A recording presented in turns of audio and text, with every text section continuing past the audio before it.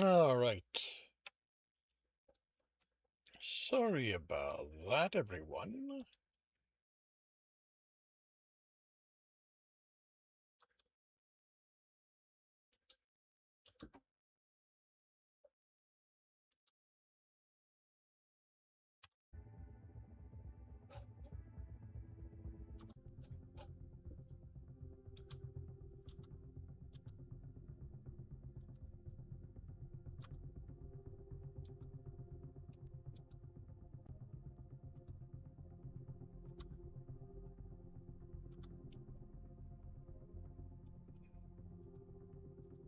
Had a bit of a hiccup with the internet.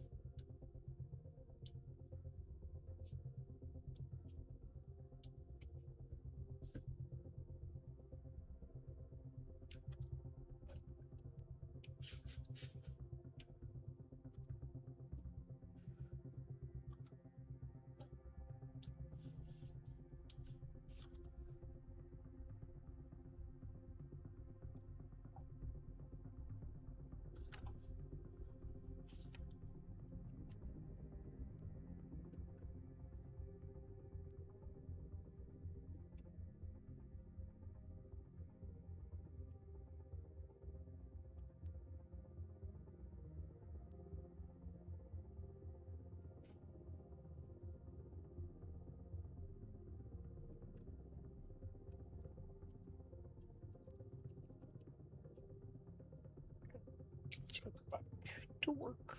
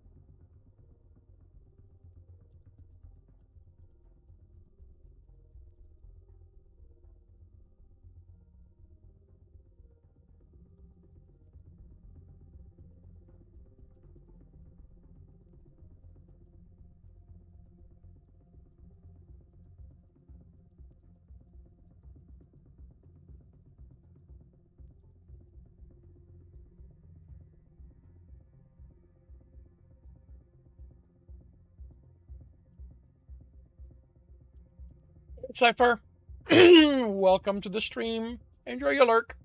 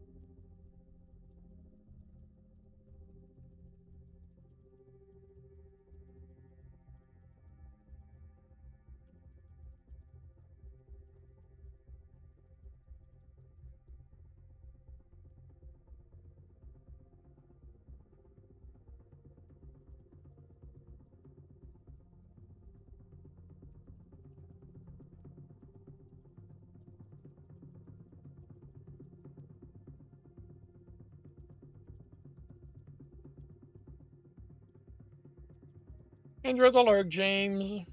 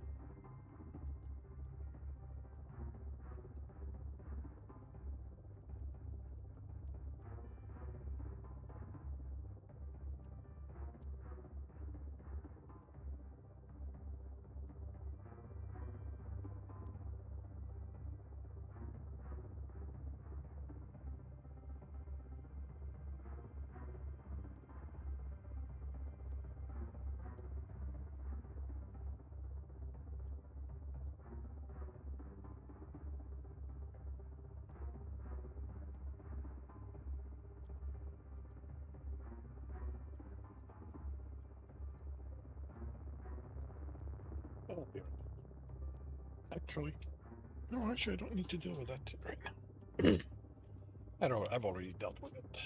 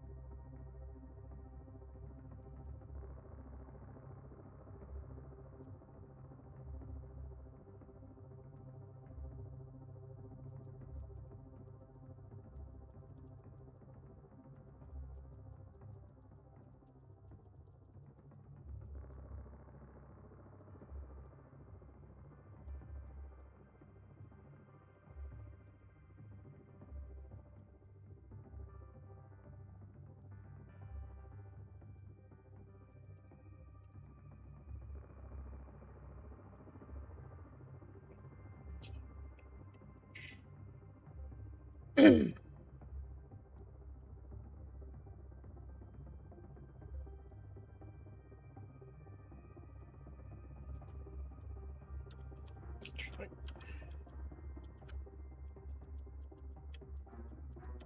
Where the second?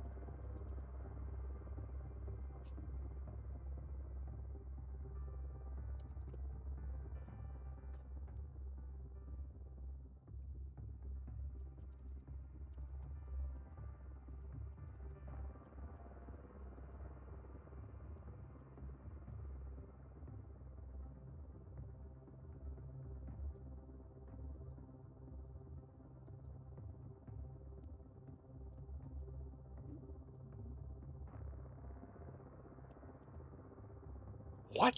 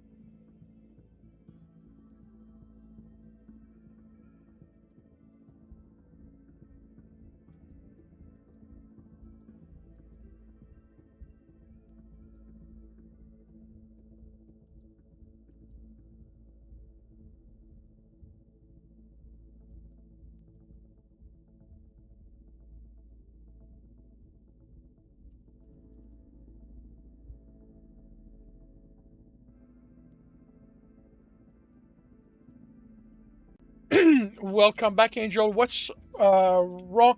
Oh, just Pro Writing Aid again. Their AI giving idiotic advice. Um, what was this one? In this one, he wanted to remove the verb be in the phrase, but it completely rendered the phrase nonsensical.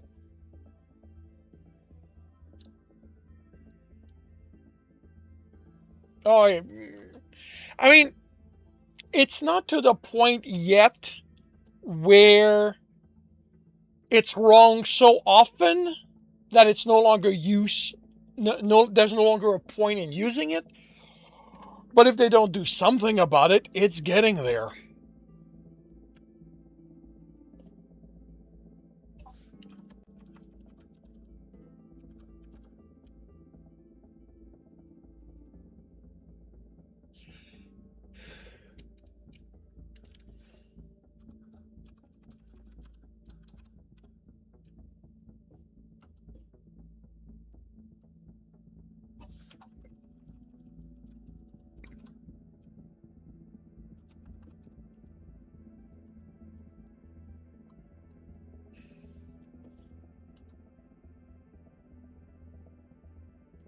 Then why don't you like it?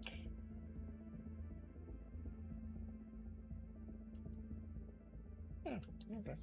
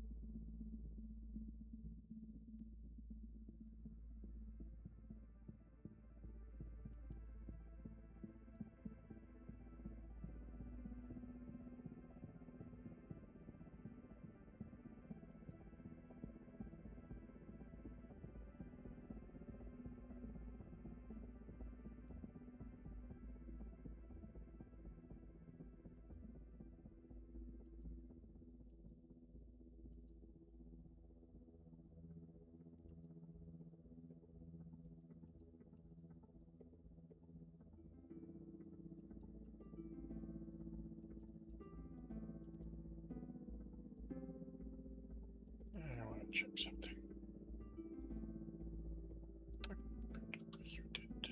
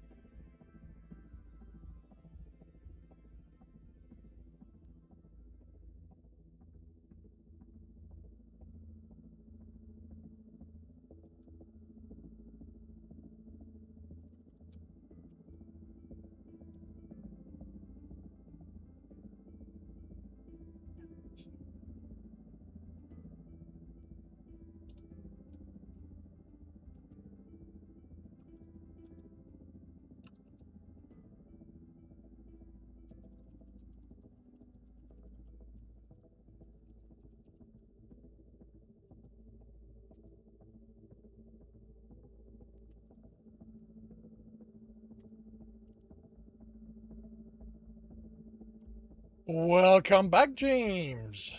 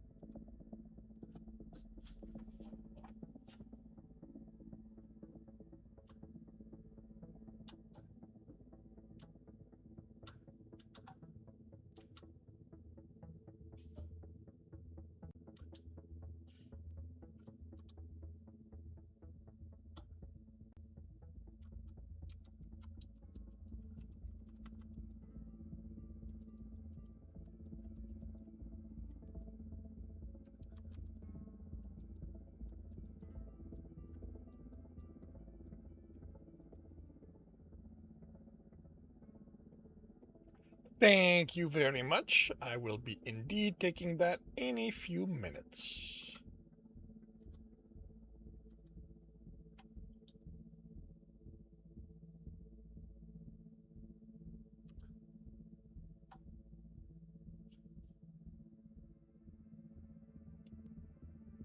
Thank you very much.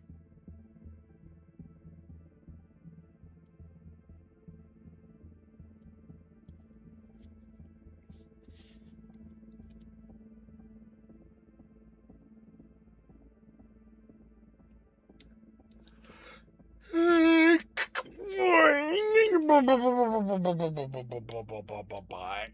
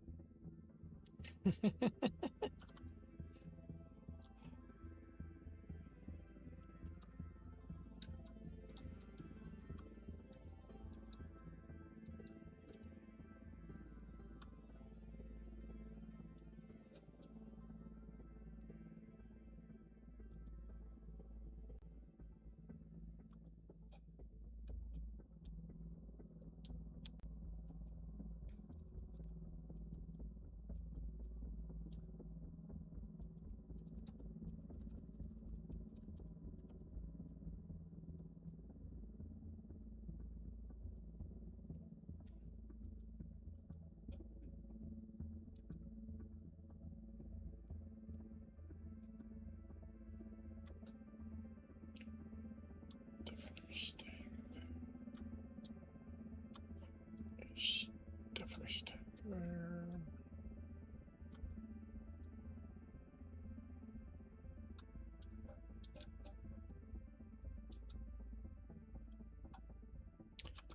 That would be in world building.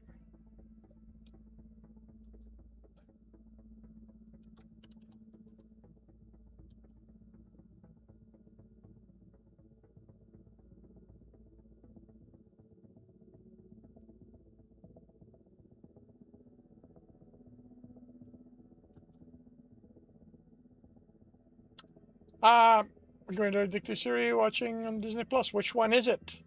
And enjoy the show.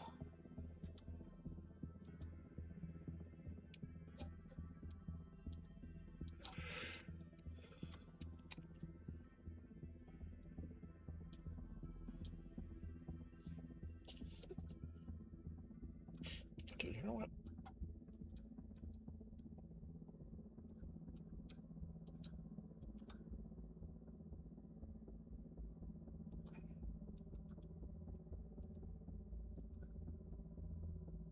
Species and got high potential. Oh, cool. Is it? Well, let me know how good it is. I've seen it. I haven't looked at it. Um, my list of stuff to watch is long enough that I don't need to add anything to it, but I am curious what other people think.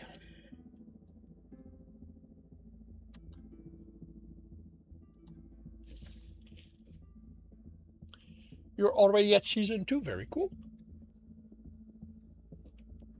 I am hoping that means you love it. Very nice.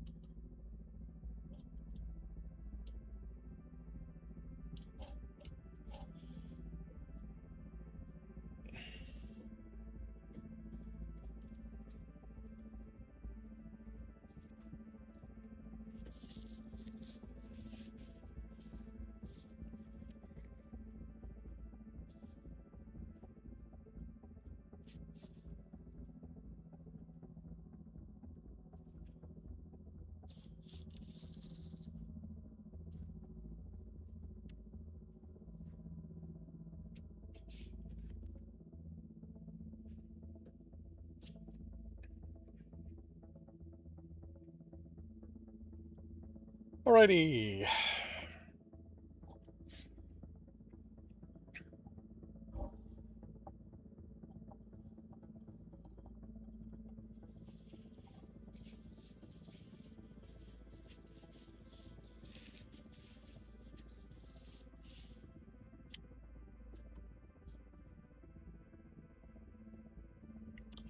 I will go on lunch, and I will see you all, hopefully, when I get back.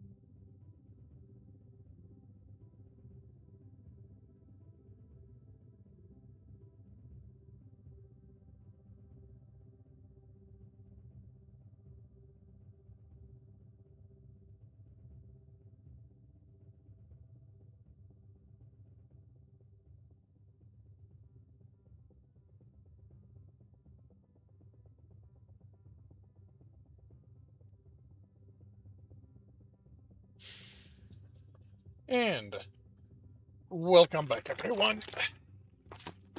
Welcome back.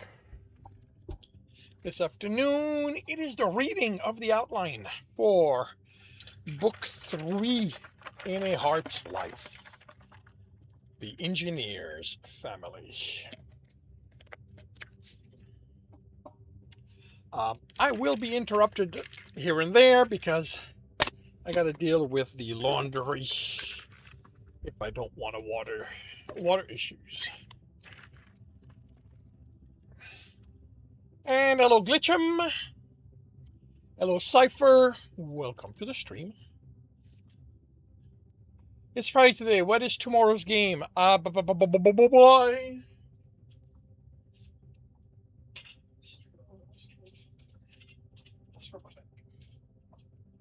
It's Astrobotanica.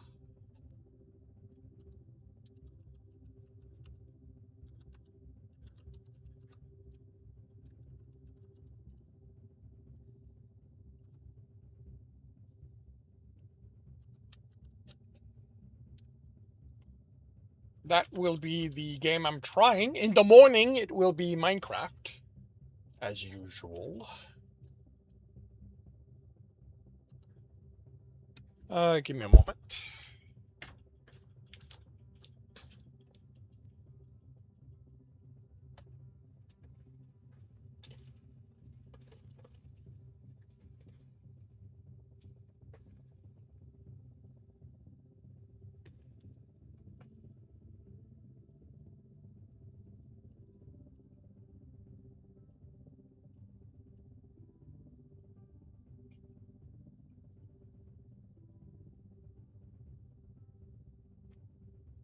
I'm realizing there's a way I can deal with that with less mess, but okay. So yeah, Astrobotanica tomorrow as part of the Tiger Tries. All right, that restarted.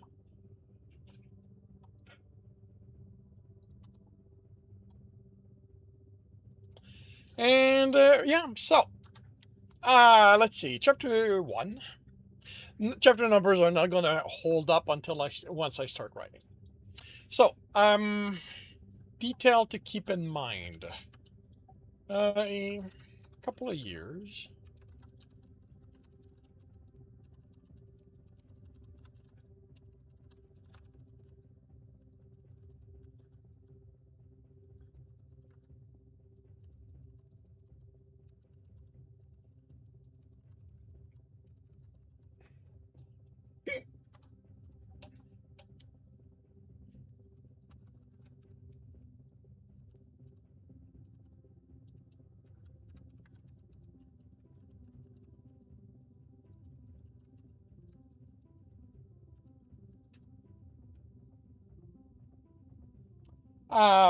Yavnir, a border planet between Talsarian and Tahornian territory, not fully developed by Federation standard, still major in a hub trail to deserve an orbital station, and at least 3 cities large enough to consider metropolises on its surface.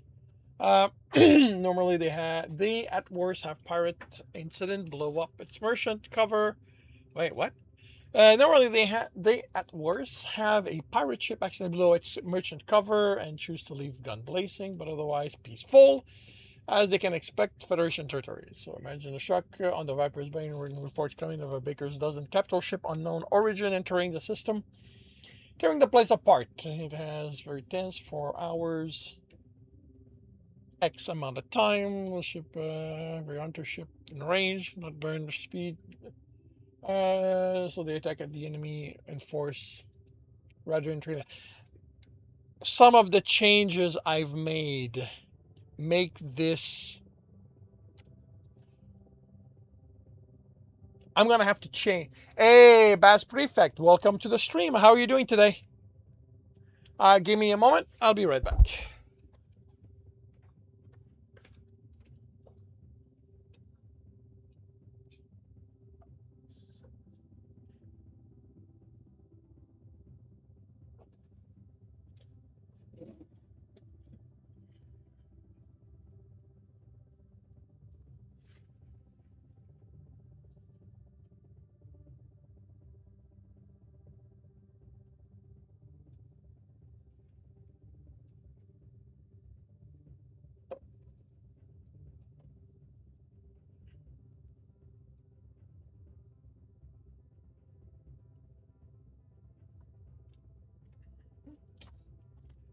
Maybe asking how much longer am I streaming? Have enough point to have a portion of your story read? Okay. Um, I'm just starting, but the read and comment things happen on Thursdays afternoon. This is my own outline. I do that. I always read the outline before I start writing it so that it's fresh in my mind. So if you want to schedule a read and correct, you know, pay the points and we'll work. I'll look at when the next available is and we can figure things out that way. Or we can figure out ahead of time. Like, I don't know if Thursdays are even workable for you. We can, I have a certain level of flexibility. I do Thursdays because, that's what I've assigned to it. But, I can and I am willing to adjust within reason. So yeah, the reason this Thursdays are no go since you'll be working while I stream. So what days work for you?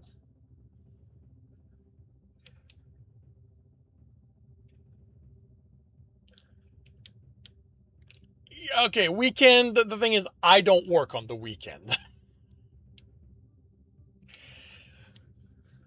I have a Saturday social on Saturday evenings, but that's not work. That's just me hanging out here. If nothing happens, I'll get some writing in, but it's purely to be social. Get myself. It's basically to get myself away from the gaming computer for a couple of hours. So yeah. But yeah, the big change that I did here is that while I'm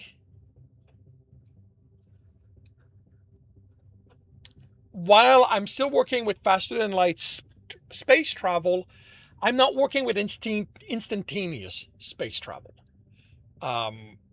Traveling from one place to the other is month, if not years, depending on.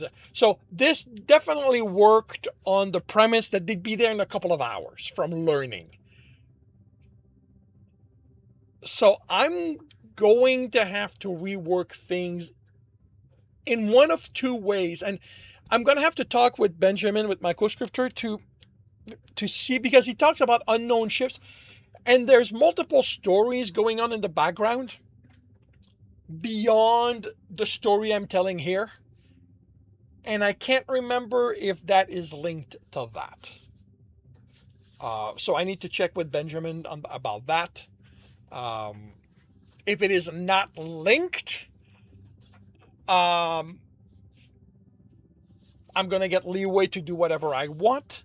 If it is linked, I'm going to have to adjust it within that context. The two options I'm seeing using here is they arrive while this is started. Like, they're not going there to deal with the situation. It just happens. And the other one that I can see happening is that multiple stations have been attacked, multiple planets have been attacked, and this is the next one they see happening. So that's how we get to that. I do prefer that one, but I don't know how well it's going to play and if it's one of the other stories happening behind the scene. That's 2 hours ago. The Viper's been just broken through the blockade. Graal is on board. Shuttle heading to the capital. Rough landing. And the odds also, I'm probably going to start this in the middle of things. Blockade, but fighter craft from the newer ship provide escort. Graal saw Tome. Yeah, that's Tome is no. Tome was used as a pilot a lot of time, and actually it might still be there.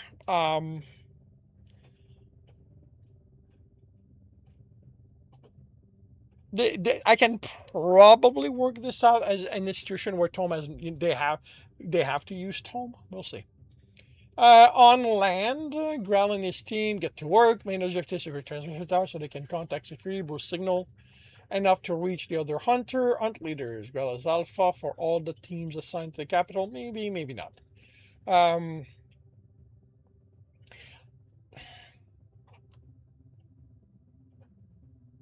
mean, I've already kind of established Growl's mystique, so yeah, I could see him be the actual alpha for the whole thing. Two other put in charge of the other cities, like them secure, spread through a rural community, sniff out the every invader. Not a catwalk, but politics, negotiating, view, and control invaders, catching wind of what's going on, moving to intercept all the hunter team before they can dig in. Ground teams succeed in the mission, and from there, their long march to retake the planet begins. Jeremy, this I know is going to change on the Viper's Bane because he's not going to be on the Viper's Bane. Because I don't think this had Jeremy be someone in charge of packs. Like I don't even remember how much of a hunter he was in the outline. Capital ship continue coordinates attack. Launch to planet. I should actually do the actual reading. Meanwhile, on the Viper's Bane, the battle to either destroy or drive off the capital ship continues. Coordinated attack may have given the invader more time to launch troop on the planet, but allowed for enough ship to be taken out. They had rather than overwhelming odds. Trouble is, the attackers are fanatical, which by association eliminates pirates, but then there's a question of why the mixed races. Okay, so the question Jeremy can't help but wonder, has he and his team rushed from one hotspot on the ship to another? Wait, is the Bane? Is the Bane being boarded? Is that what's going on here? Can all team rush from one hotspot to the other on the ship to another? Who composed of basically if you're a hunter and one in your team that took in charge, but Jeremy in charge of repairs, they work well. Oh, okay. Okay.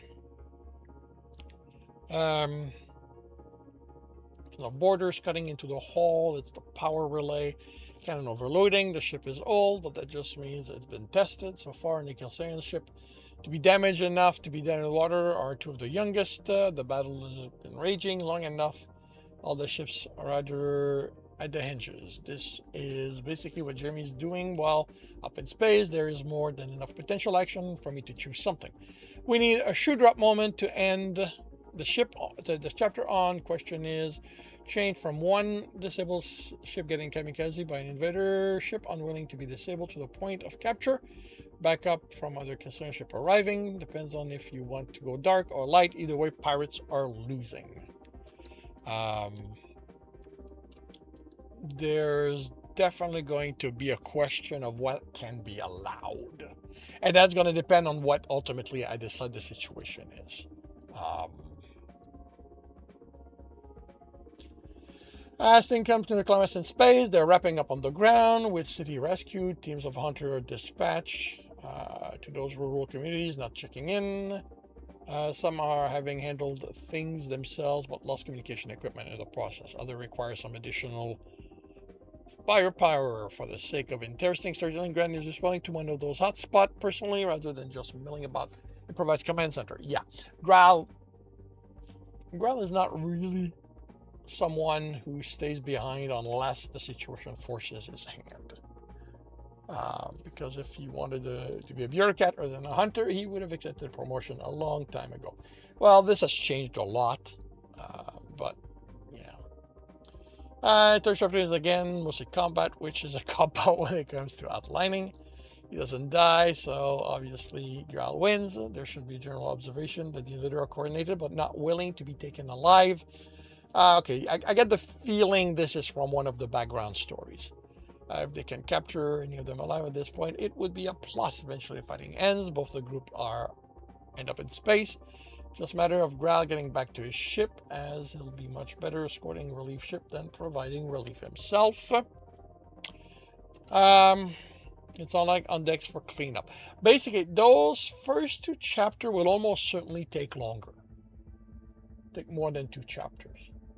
Um, regardless of what I decide this is going on, I also don't know if Jeremy's going to be on the Viper's Bane.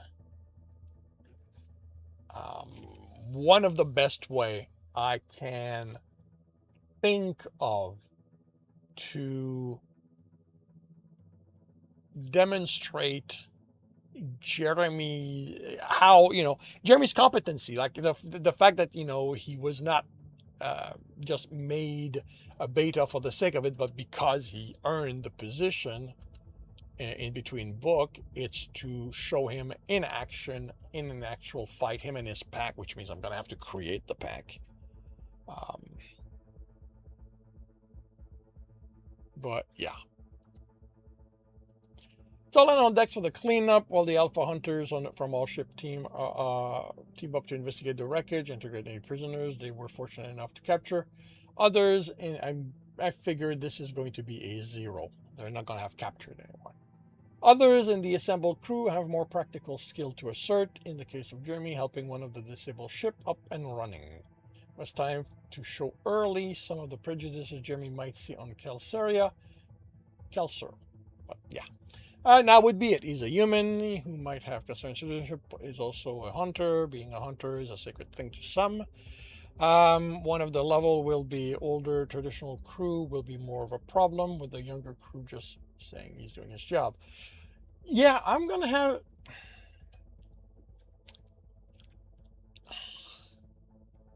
I don't want any section of Kelsarian society to be monolithic.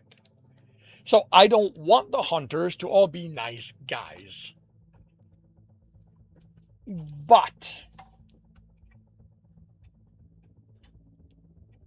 hunters, by the job they do, tend to be more open-minded. So, and I don't really want to bring the military, like, if I'm that is even if I'm gonna have other ships like that. Like, I don't know yet, because this relies on the fact everybody can get there quickly. Um, the only way I can have multiple ships there is if this is something that's evolving, i.e., this is multiple planets one after the other, and they were able to predict this would happen, so they were able to gather as a group. Um,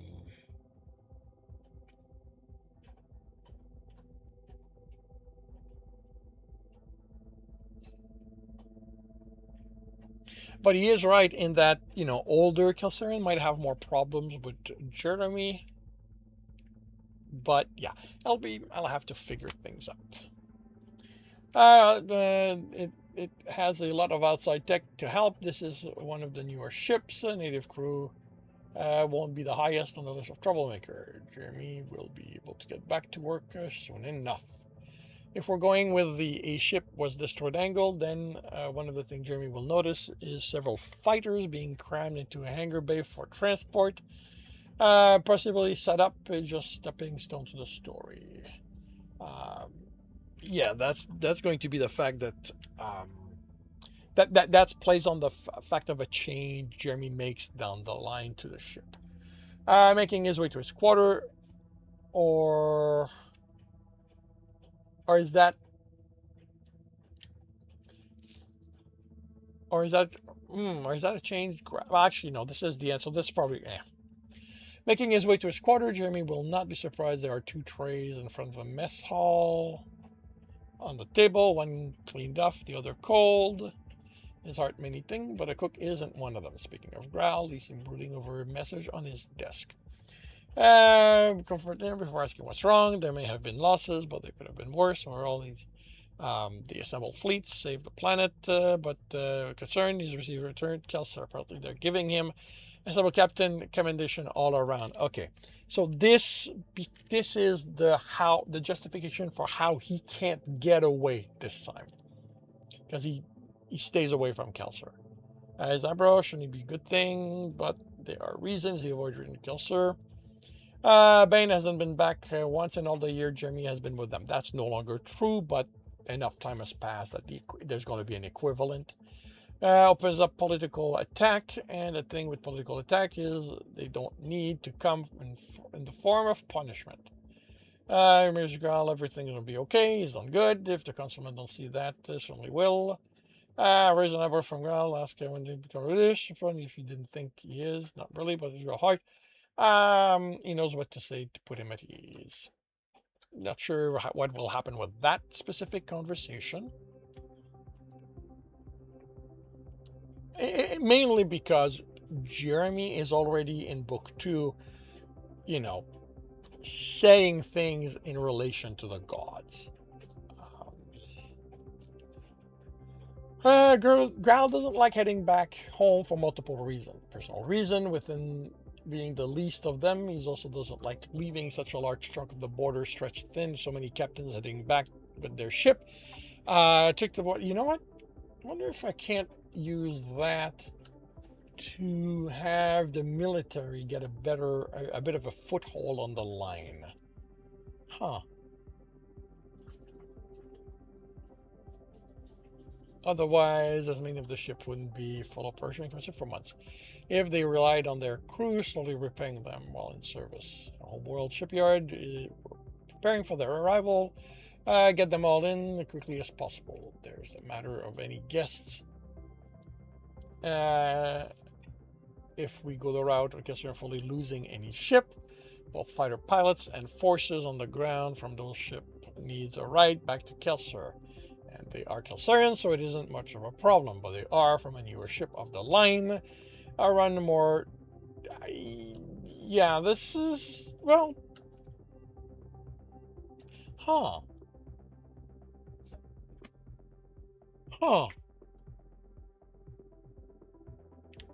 I could introduce some of the characters that are going to become part of the crew here.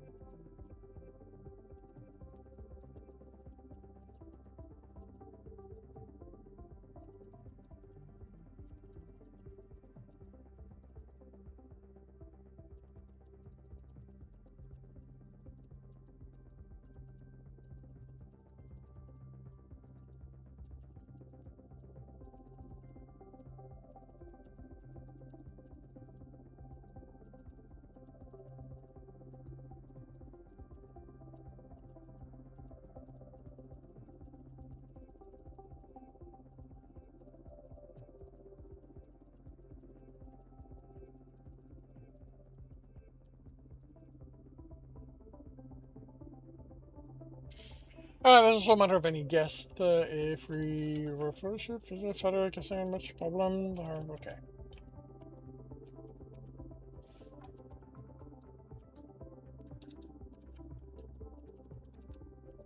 Really? What happened here? Or did I not? There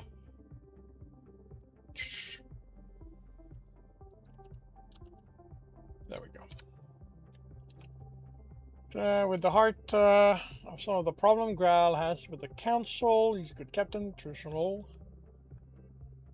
This is basically, this is getting reworked a little bit in the fact that the hunters are actually separate from the military, although they still have to answer to them. Cassarian military has been shifting away from hunter tradition and using terminology system more structured, like the other world's military. Taking what is better and adapting is good. Some may agree to through the flexibility they already have. A captain needs some autonomy, bringing at the edge of Federation territory, of course. Quarter of my councilmen are New Age progressive, with about a third being full-bore traditionalist. The remainder are hybrids of the two. So if the new age of Kelsier was the only problem Galahad, he wouldn't have a problem. The catch is traditional system wasn't free of politics. He's going to have a lot of evening plotting things out with Tom on the day we can back to Kelsier.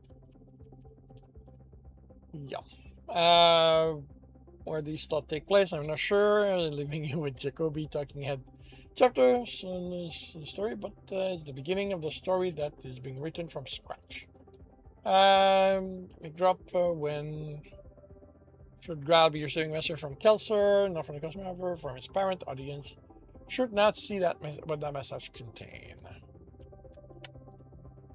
I don't know if we're going to need a mic drop moment. After their journey, Jeremy finds himself over Kelsier for the first time ever. Well, actually, on Kelsier proper, because the last time they went there, he did not leave the ship.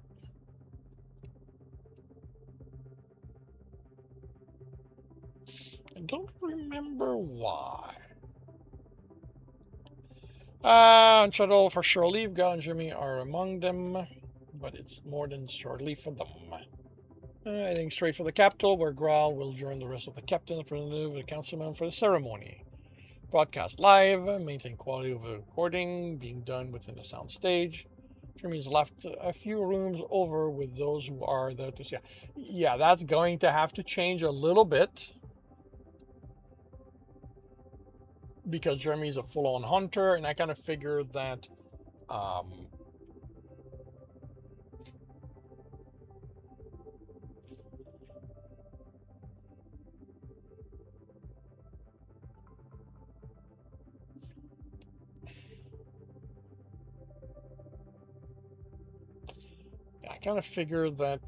this is not just going to be the captains in a room. This is going to be something big.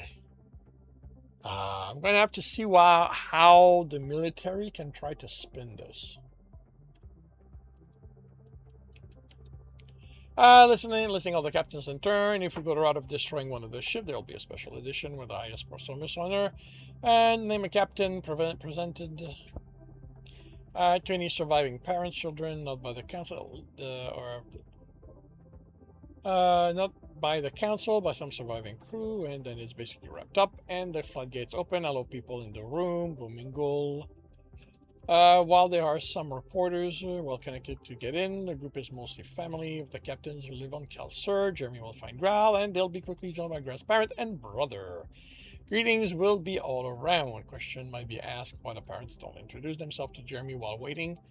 After all, he's the one human on the planet, so it's not like hard to spot answers. They didn't want to risk him slipping ahead of them to warn Growl they were here. The great space captain is coming home. So, of course, there's going to be a party.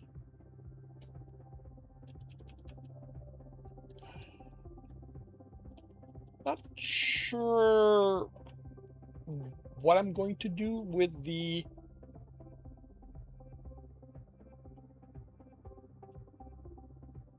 his parents, with his family. If nothing else, there's going to be more people.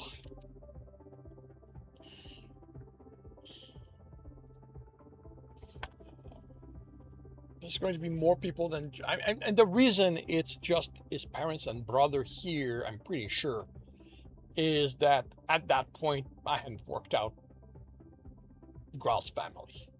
I knew about his parents. I knew about his brother from draft 0, but I hadn't really thought further than that. And that will almost certainly have to be handled.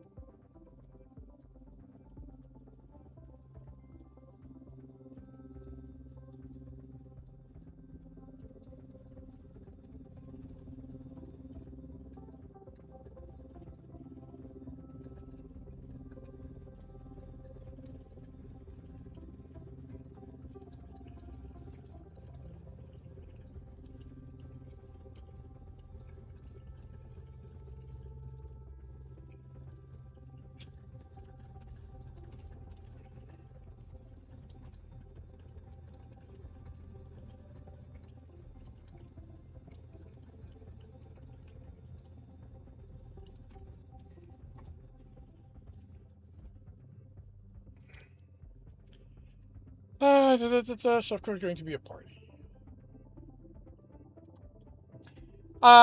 Family, it's one thing the ground misses. Time you spend in space, you could write. And that happens. But our farming really captain going to talk on a regular basis. Like us, that is almost certainly something I'm going to have to fix in the draft 2 of book 1 and 2. Establish that Graal and his parents talk. Like they're not.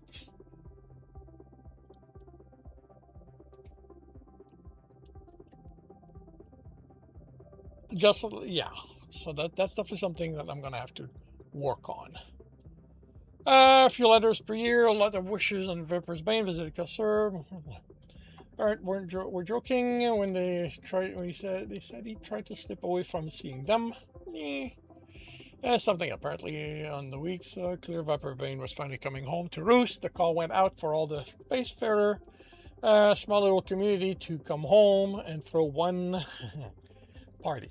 And that's something else I'm going to have to work out. Because again, like Graal's family was always just something in the background. I need, I'm gonna have to figure out, not who the extended family is. Like, very close. They're not really spacefarers. Like his parents, his brothers, and his siblings are pretty much all on Kelsier. But extended family. And all of them are going to be there, but they're filtering over 3 days. Graal will see with a refit. Top prepare for Graal is slightly surprised he need to hear from Xenial and not Ajax, Alex. I don't know if the name went to a change or if this is one of the cases where Benjamin hooked on the wrong name, but yeah. I need to look into what is Chief Engineer so distracted to be complaining about. And yes, this is the same party as up in Book 2, Draft 0, only from Gal's point of view. No name of all little things. You have fun making them up. Also have us more distant in-laws. Pushing him discreet to ask, are you sure the human is your heart? Meet Jeremy under a tree. The two talk most about the party. Yeah, I'm going to have to extend things. So that, the idea of having kids is, not so much out of left field. I'm probably probably not going to have to do that from even from book 1 and book 2.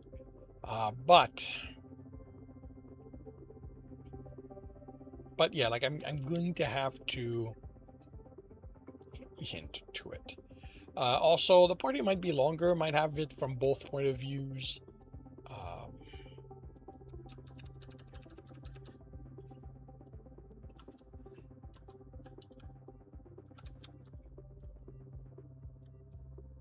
I need to check on something again.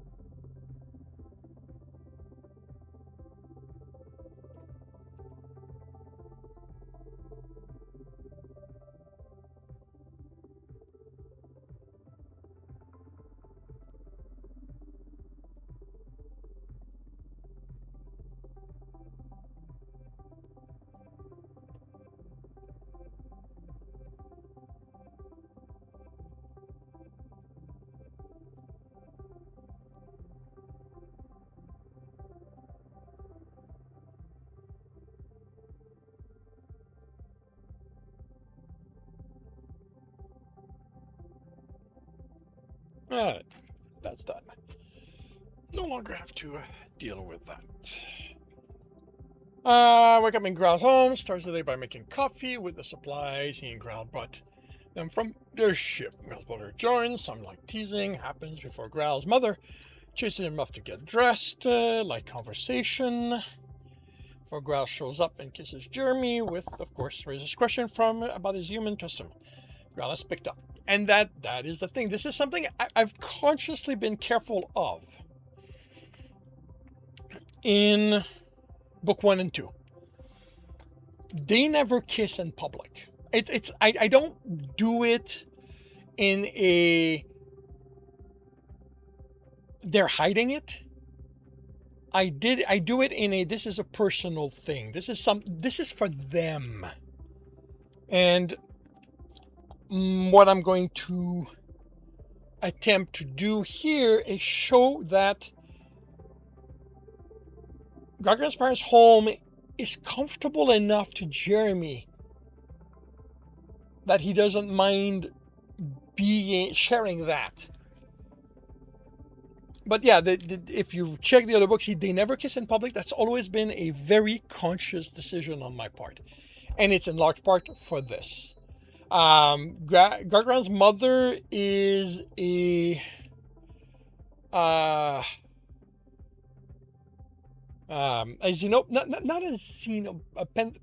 paleo anthropologist, something like that.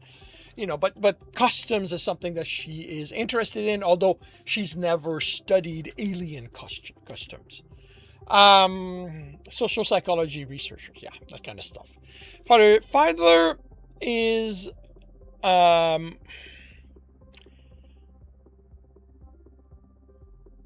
Gargant's father. I don't think his job has ever been worked out. He has an interest in botany.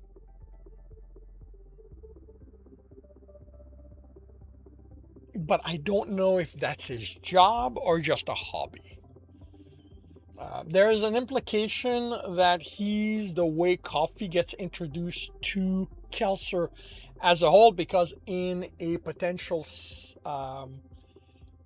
series taking place centuries down the line, coffee has become so ingrained that it's its own thing and it's in the culture.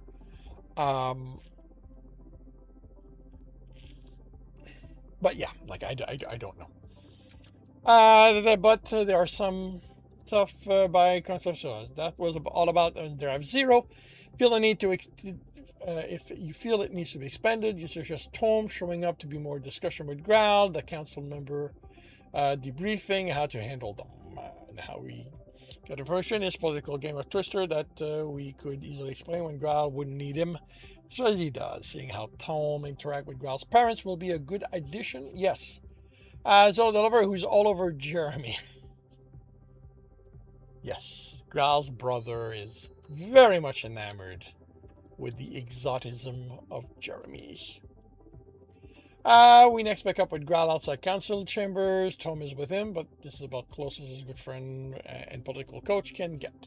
Once he stepped through the door, it's him fighting for both his career, maybe fate of the ship in general. Depends on what on the councilman's agenda today. The aides call Growl's name, and it's time to go. Before the fireground, the bullets start flying as soon as he's through the door. With all the political maneuvering and posturing, a greeting and what have you. At first, it's a general review, with him getting General Farrell marks, even under the adversity that the human government has leveled against him and his heart. That's going to shift a little bit, because one of the things that changed in the writing of book 1 and 2 is that there's not really a faction within Kelsier that is still favorable to humans. Even the most hardened, the people who were most in line with the humans, once the brainwashing came out, they just could not take it. Because one of the thing about Kelsier is that there's a very strong sense of letting people do what in their personal life what they want. So forcing people to be straight, using brainwashing, mind control, that is more than Kelsier. This is, part of what leads Kelsier to drop the human, to stop shepherding the humans within the Federation. You can find fault without comparing fantastical tactics that would make them look like fool, which leads to first trap. He's doing a wonderful job. Why aren't they promoting his ass? Like I said, that's gonna have to be shifted a little bit. I'm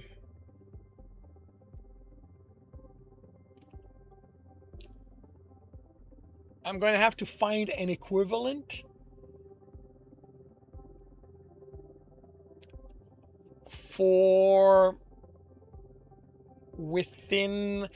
because again, hunters and the military are different organization.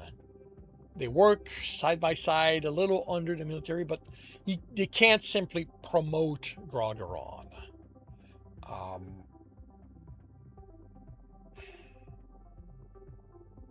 So yeah, I'm gonna have to come up with, what their tactic is to attempt to remove him from the game board. Especially after, all the good that he's doing. Needs to then surround carefully without insulting the room full of desk jockey. Needless to say, he finds the position general honorable. He's not where he's best suited. Like a certain faction come next to faint. Discredited him in front of some of the more neutral councilmen. They talk about the upgrades, the Viper, including the fighter bay. Kerbal can handle gracefully with honesty. He saw firsthand during the handle. Okay, so Growl is the one who installs the fighter base. Useful fighters can be, even in small numbers. They won't be collecting dust while on the Viper's bane. Another opening is enemies to try. Low blow to make him hurt. He's been requesting a lot of time along human concern border. He's well done there. There's a question of if having his heart near them is a gravitation. Okay.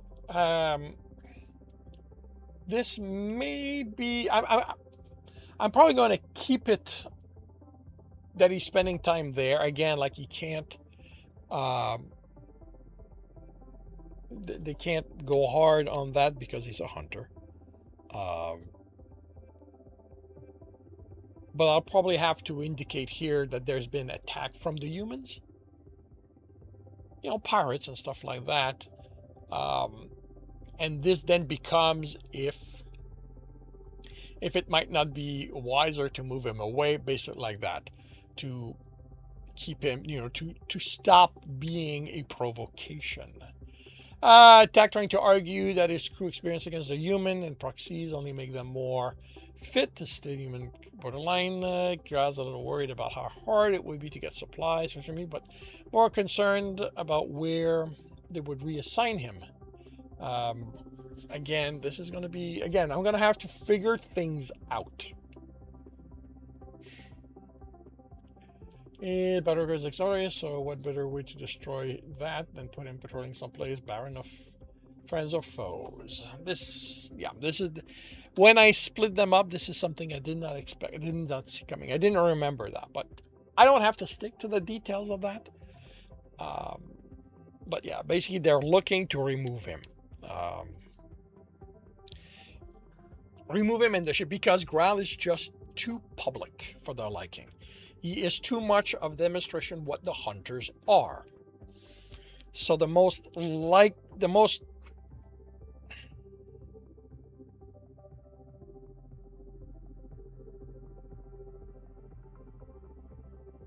yeah, that one's going to be interesting. That one's going to be. I'm gonna have my work cut out for me because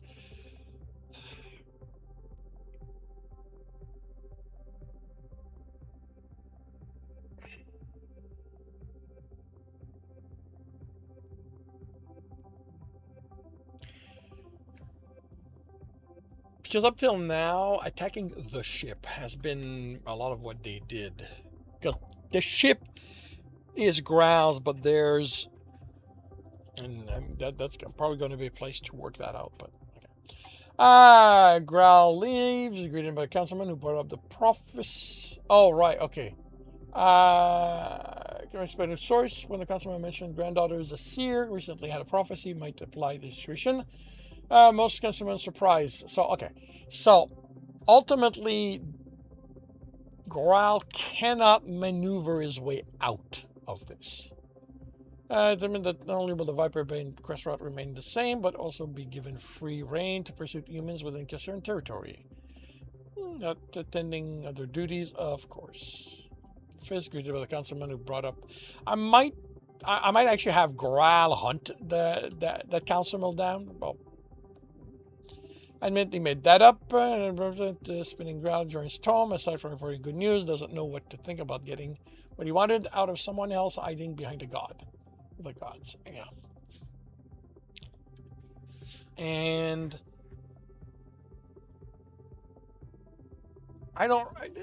right now, I don't remember if anything comes of this. And that's the thing I need to be careful here. I remember this from Draft Zero.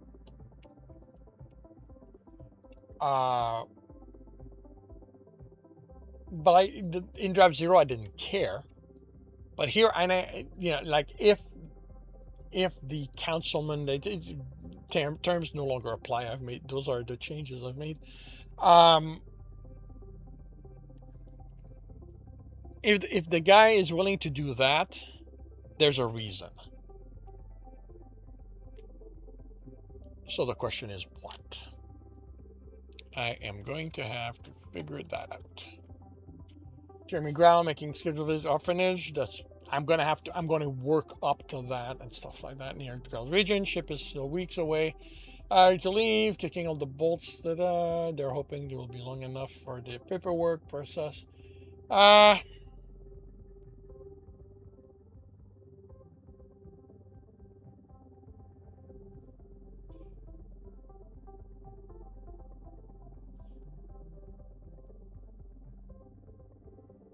Okay, I need to put some. I'm gonna have to figure out where to move them, but actually, you know what?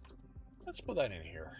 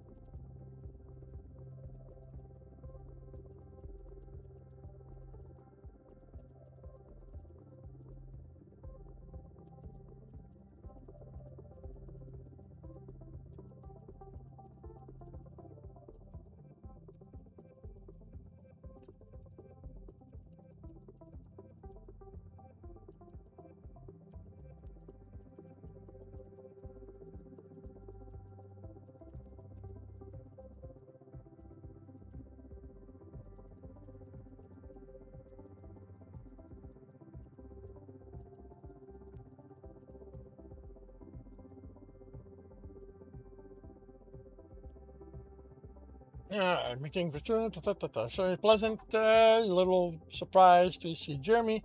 Shrug it off as not having seen an alien before. Growl famous surviving human heart. Just would have thought he'd be bigger. They're escorted from the lobby. One a caregiver, escort tour. Jeremy's a bit a center of attention, and while the children sadness and curiosity, there is something in the glances given from the adult here that it's only Growl's presence that's keeping unkind words from being said. Going to be probably a little more subtle, but yeah, this is part of a change that I'm making to drafts. In Draft Zero, everything goes their way. Nobody has questions. So that's something I want to change. Kelsier is not a places that races really mix. You'll have a few alien businessmen and stuff like that, but it is not a melting pot. It is Kelsier. It is the Kelserians' homeworld, and there will be a certain level of speciesism. Speciesism? Jeremy went into the room. In front of the room, a little cub. Jeremy lingers. It explains how a lot of cubs of this age came under trouble circumstances. One child gets against Jeremy, so Growl and his guide move onward. Jeremy lingers.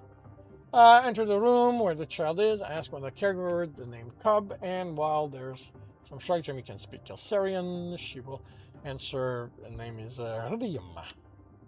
That's going to change. I'm keeping Rudium, but I have changed the structure of Kelsarian naming, the nomenclature. Jeremy will approach the child. While he doesn't respond much more than he'll look Jeremy in the eyes again, and it will be click something familiar. It's like kind of eyes in the mirror. Jeremy will talk more and gain enough trust. Take his hand and Growl all right with a baby girl in his arm. He's of course excited. Child Growl's heart with Jeremy. Growl is understanding. They can take both.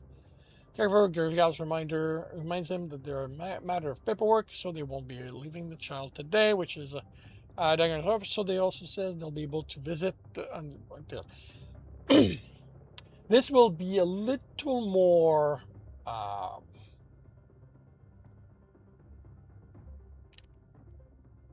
terminology. A little more negative. There'll be more resistance to Jeremy and Rudium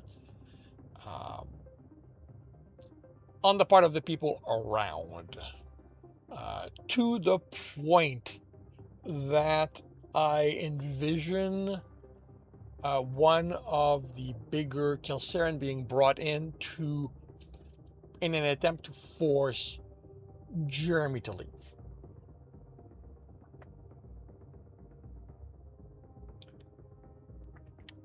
And, going to have to be a little cautious here because Jeremy's a hunter. Like, Jeremy's a beta at this point. He knows how to deal with those kind of situations, and he can deal with them pretty harshly. Growl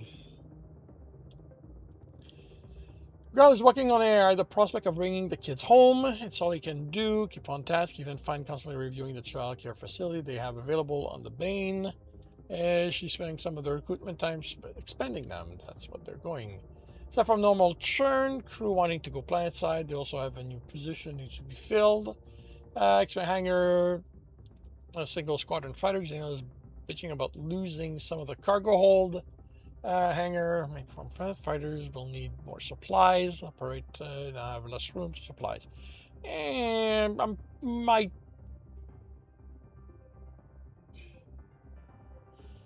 change. I don't know that I'm going to keep this. Growl and the Alpha are confident they'll be of use. So Growl is interviewing fighter pilots.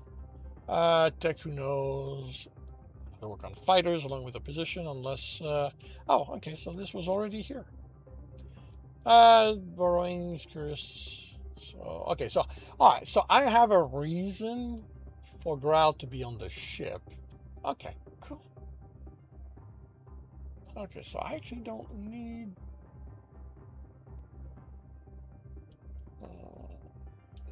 Get to see what's going to happen. Adric says he's made a decision. He wants to inform Growl, but in the end chapter we actually get before we get what happens. Maybe not. I don't know.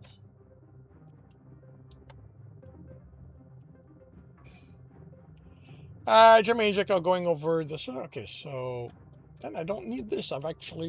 It's actually in the outline. Going the engineering system. Under Drive Zero, they were also in an afterglow having sex, but we realized that might not happen. We'll see. In case they wrap up the immediate task at hand, start going about, he's going to miss this. Things are going to shift more that they're going to do all of that, and it's going to end with the sex.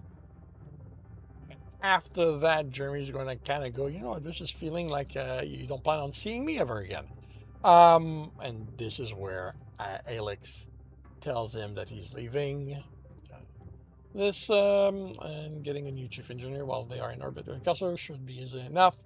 Yeah, this is another aspect I'm going to play with like that.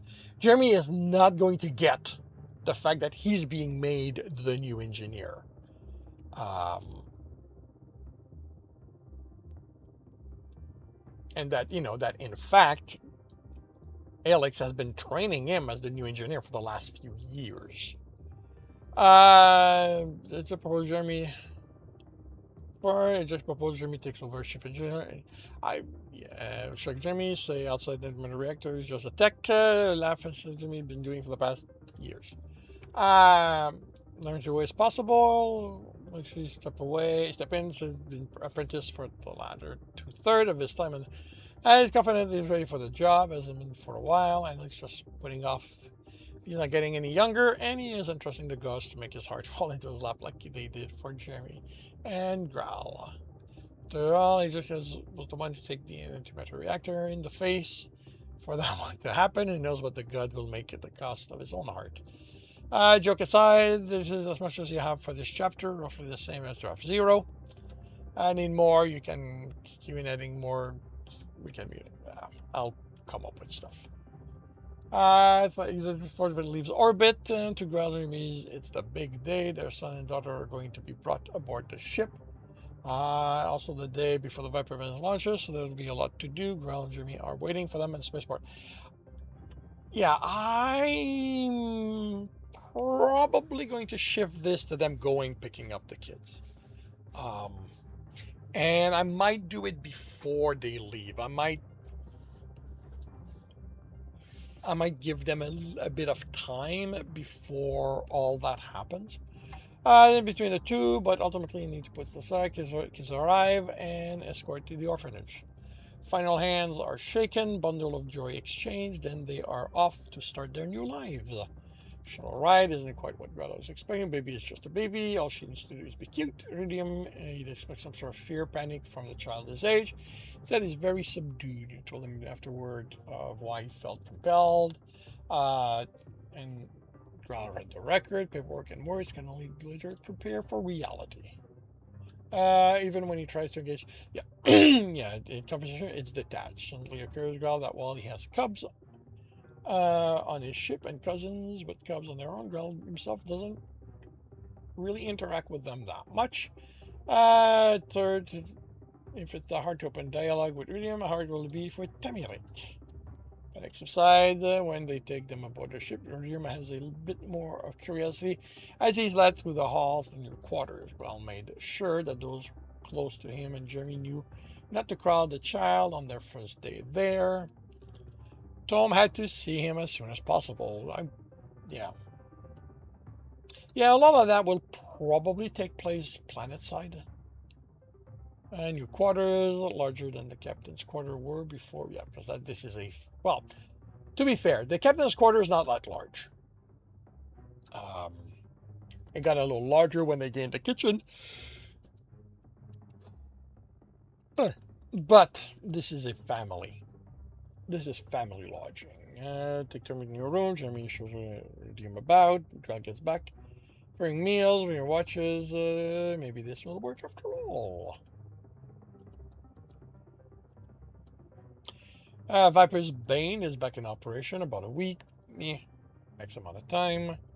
And he's still using minutia of his new workload. For one thing, he's not working with all the tech teams. Found it strange when he dragged him around off hours to see all of them. Makes a bit more sense. While he doesn't work 24 hours, he's on call for whenever. I think it's their day's 28 hours. I think 4 shift of 7 hours each. He's on call for whenever needed. So arranging a flexible network of emergency sitters has been essential. Tamirik needs constant care. Iridium is adjusting slowly to the learning center on the Viper's Bane. Jeremy knows what it's like to be the quiet kid crowd, so he's making a point to be there for the cub as much as he can. Speaking of which, Jeremy should be doing is monologue recap while wrapping up things in the office, picking up Iridium for the day. Has the timing early, and he lists of before reaches him and dash for the stairs, only about a few minutes late, which, since he's planned to be early, makes him just about on time. This is the first week for parenthood, folks. And they head home, where they greet the babysitters for the hour. Tom, he'll be thanked for looking after Dominic. He'll be asked if he joins them for dinner. Be fast for today. There's a lot of social going on tonight between the existing pilot, the new fighter pilots. Cooking supper, Growl eventually and Growl coming home, and do not have a mic drop for this moment. This chapter, we don't need one. The thing with Tom to establish or to continue is the closeness with both Jeremy and Growl. I've been doing my best to work on that in book 2. At once Jeremy and Tom work out their issues. Because, eventually in this book, Tom will join the household.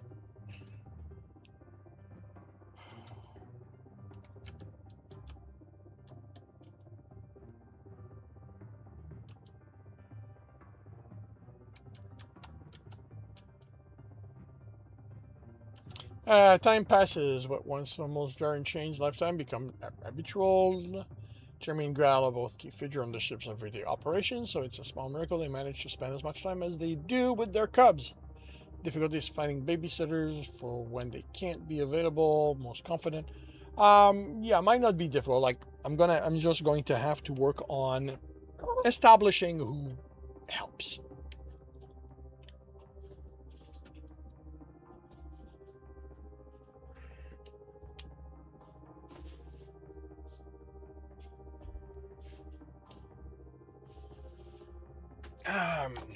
Thurrock and his wife and his mate will probably be someone like that. One of those. No, Thurrock has yet to volunteer. That's interesting. The worst experience has been on Turk's eldest cub. Wait, what? But with all the child care issue aside, they still run a hunter ship, and while the modern political climate means that there's a lot of patrolling for pirates, occasionally they have a prey that requires them to get on the boots on the ground. Border crossing serial murderer making their way through Federation space, or Federation cross-border agency, including Cassarians. Hunters are on high alert. Growl has a reporting team of Alpha working.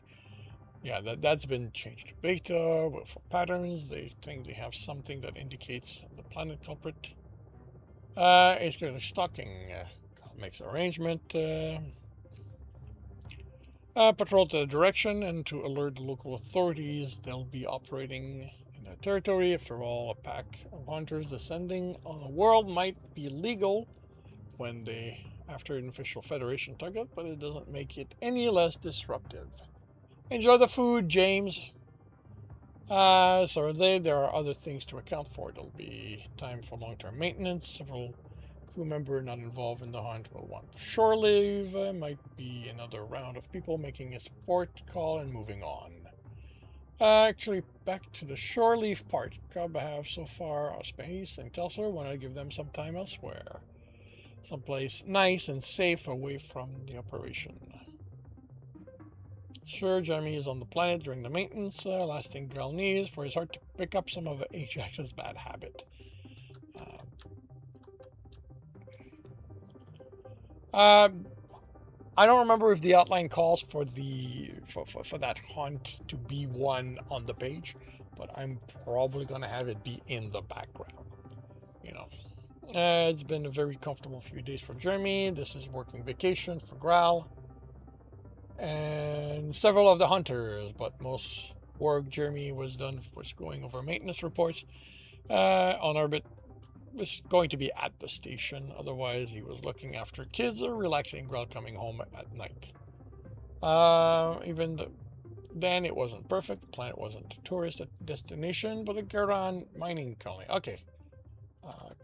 Kerciteron. So let's...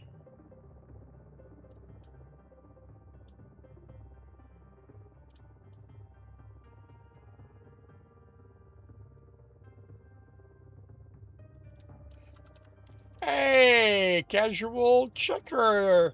Finished book 1 of Dungeon Runner. Oh, thank you very much. I am glad you enjoyed it.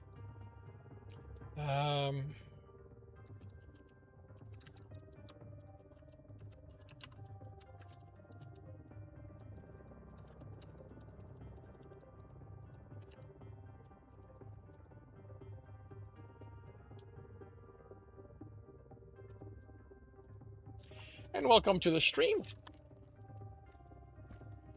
Book 2's coming out in March.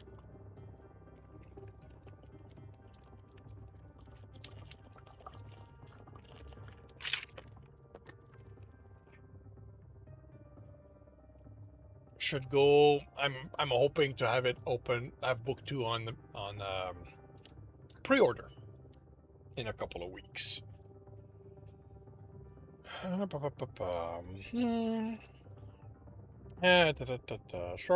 Growl has gotten them a pair of journeying room.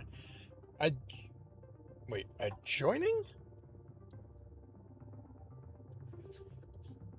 Oh, this. Oh, wow, this is where it happens?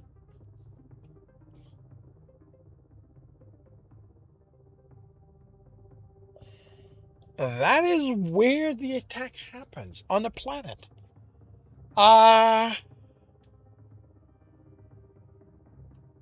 Okay, that is interesting.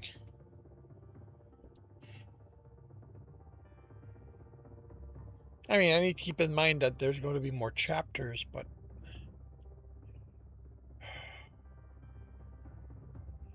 then what I need to establish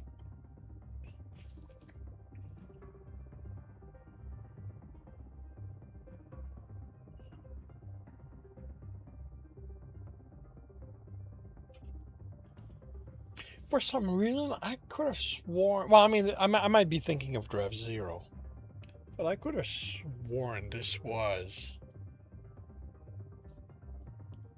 that took place a little bit later and on a space station. And the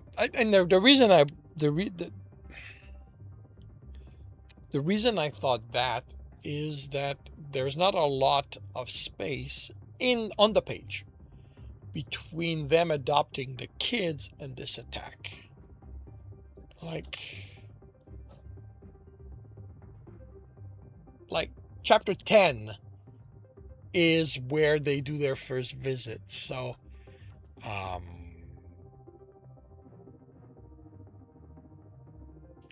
going to have to establish things on one level, a certain level of Jeremy's protectiveness.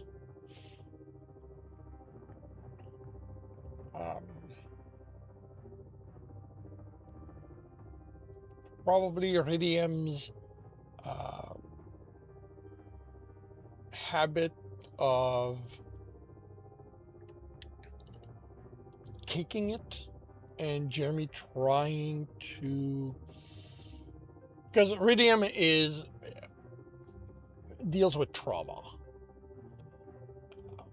That's why Jeremy adopts him. So, but okay, I did not recall this being here, because this is 1/3. I mean, in 48 chapters, it might feel like that's where we needed it, but this is going to be a bigger book. So,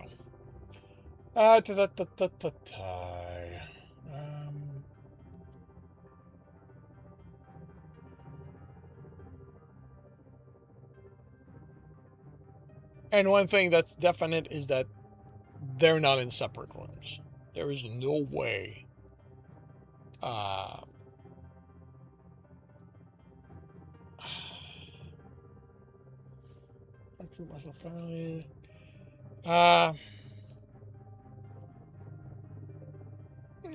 Okay. Right. Okay. Well, with this being a mining colony instead of that might be why actually it got switched to a mining colony instead of a space station.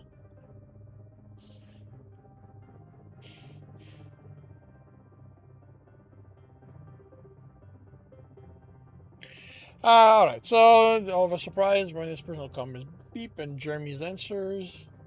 Uh, yeah, part of it. I think I know why what my issue is with my issue.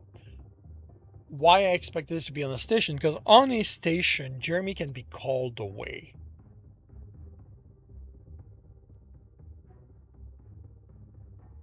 As the ship's engineer on a station, someone can request to meet him. One of the station representative and stuff like that. On a planet, that becomes a little more, because why is Jeremy leaving the kids alone?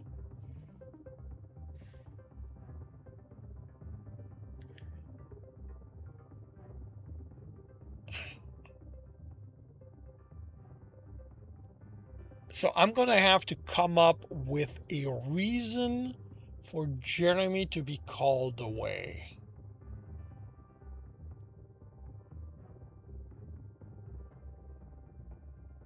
Oh, right. No, okay. All right. Never mind. This is.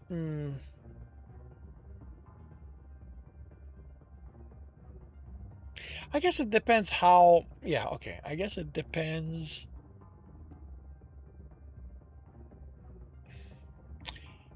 I think the direction I will go will depend on what I decide to do with the humans.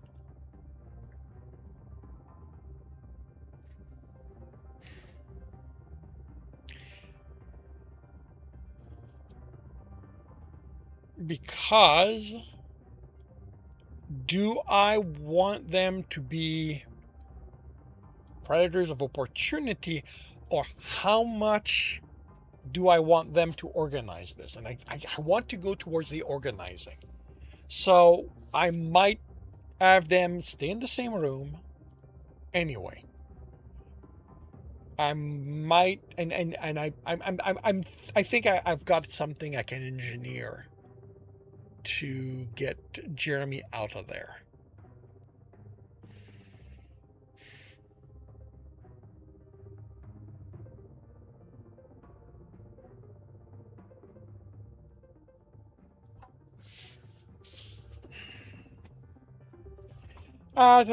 Down just a second. The Jeremy makes the time to unmask, and of course they're human. He knocks them out. First thing Jeremy did was take care of Ridium, and then carries his son and daughter to the other room, make sure they are secure. Mass whimpering, how it could just be like his mother. Yeah, his mother. He watched his mother be killed. Couldn't do anything. Comforts it, telling him he did something. He protected Turnwick and called for help. Likely saved both him and his sister by doing so. Jeremy needs Ridium to stay put.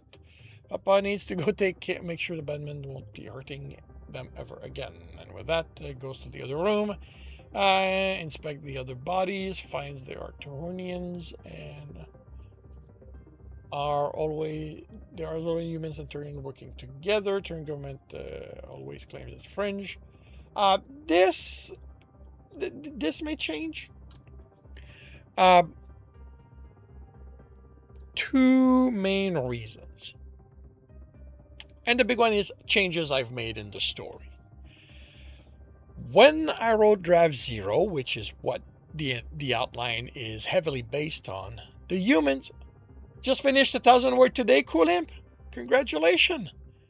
The human government were the bad guys. No ins and or buts about it. And they were mustache twirling bad guys. Like they were comic. They were stereotypical. They were like, I did not. Draft Zero was not written with any purpose other than just writing it. It was this idea I had in my head. I wanted it written. And when we started working on the outline, we stuck to it. And once I started writing the books, I realized how unrealistic they were.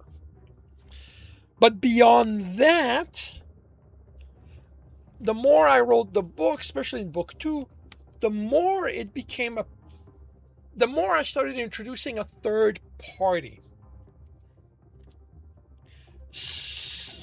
And hinting, without realizing it until I really paid attention, that it might not be the human government behind the problems that are going on.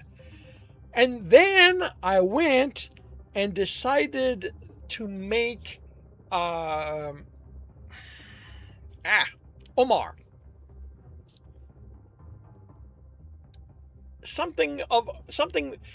He is involved in all of this, um, but I kind of made him a fourth party, that is targeting Jeremy specifically, and that's who they are. And as such, his group will probably be more composed of a lot of dissident across species instead, because again, like, this was very much, the human government kind of thing. I think we already make a change to the original story, to the draft zero, in that Omar is involved with this group, but it was still a government operation at that point, and that's changed. Alrighty. Then he goes to the human, start integrating him. There's a degree of protocol and confusion from the human as he tries to resist. Resistance is made with pain. Get firm that he won't tell Jeremy who sent him, but Jeremy's sure he'll get the information he wants. Guardsmen have almost the criminal. They're certain of it. They've identified location, suspect, got evidence. And being on the planet, past 3 murders. I might make the killer Kelsarian just to. Maybe not. We'll see. More than enough evidence to bring him in and get the Integration Federation mentalist. Moving the man into position. Bolts won't get away. Might be a prep. Killer confirmed. Parsons. Be going well. About to take control. Police cruiser descends the scene. Suspects Bolt. Growl tries to growl orders not to lose him. And there's slight is the police are here. He's needed to bear witness as captain for a trial of one of his men. Get almost ready to spit.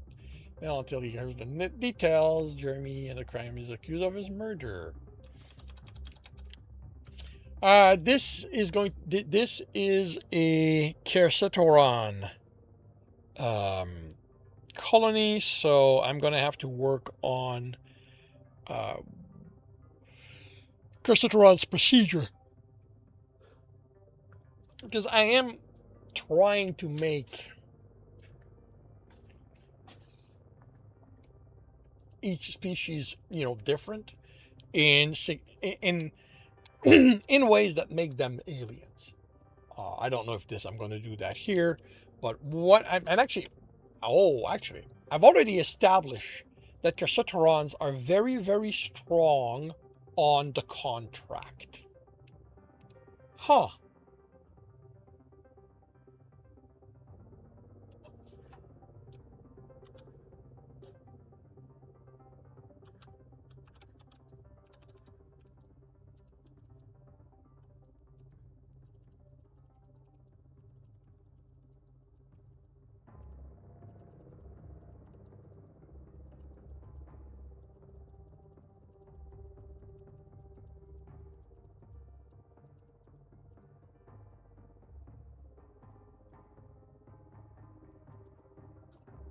To 15 concerns at the moment, all of them without clear answer. What is happening too fast? He saw Jeremy in the morning.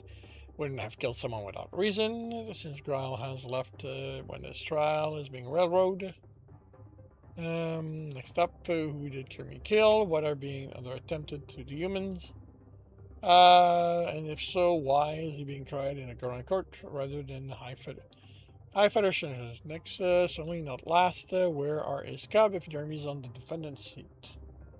Courtroom trial seating doesn't match Federation standard, but Garan 1, therefore witness seating is physically isolated from the courtroom. All Garan can do is watch as Jeremy is paraded out of there, charged with taking 2 cubs from a room before returning to the room. I think I can still.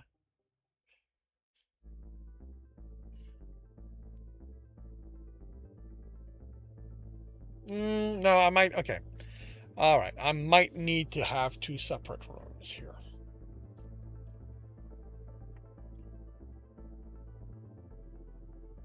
Um,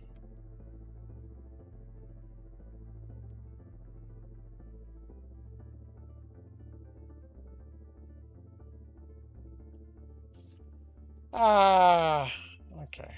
And that's where Ilsone shows up. Okay.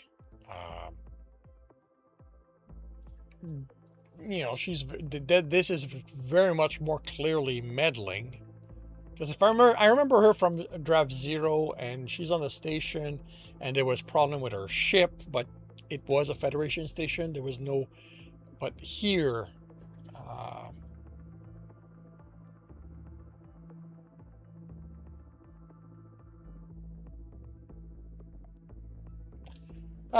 there's she introduces herself as Ilson, professional legal counsel. She cites Federation law, giving a customer right to legal counsel. When accused of crime and other members of says. So, the implication here is that Carcetorons don't really do legal representation. Okay. Okay. Um,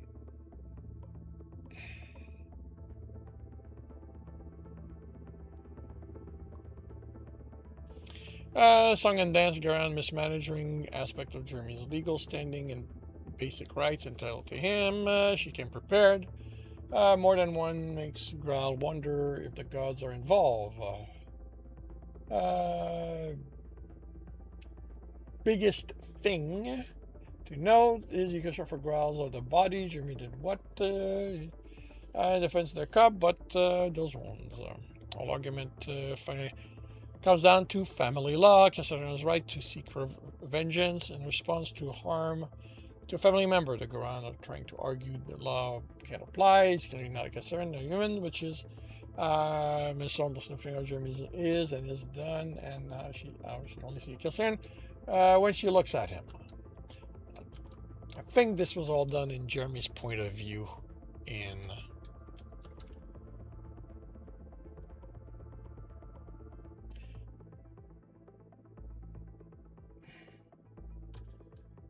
and it may be back in that point of view because there's going to be certain but basically what is happening behind the scene is that the Carcetorans are being used,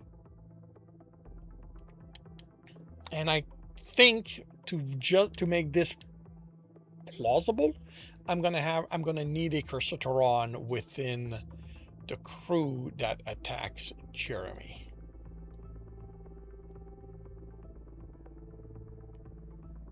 But the more I think about it, the more I'm kind of going, we're going to need, they're going to have to be in two different rooms.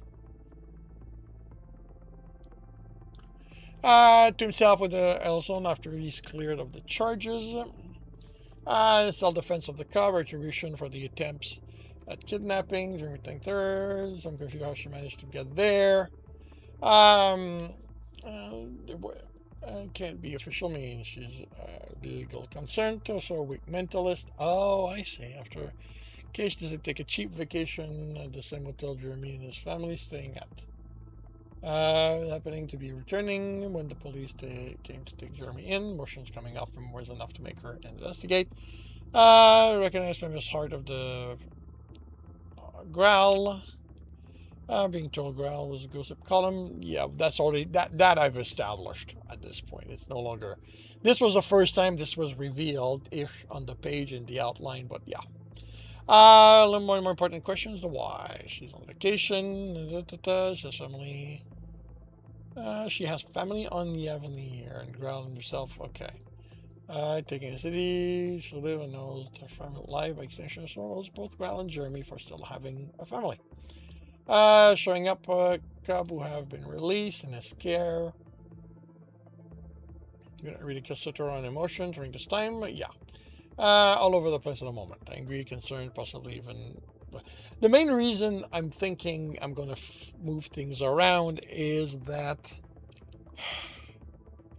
I am gonna want a chapter of Gradgron looking at the bodies.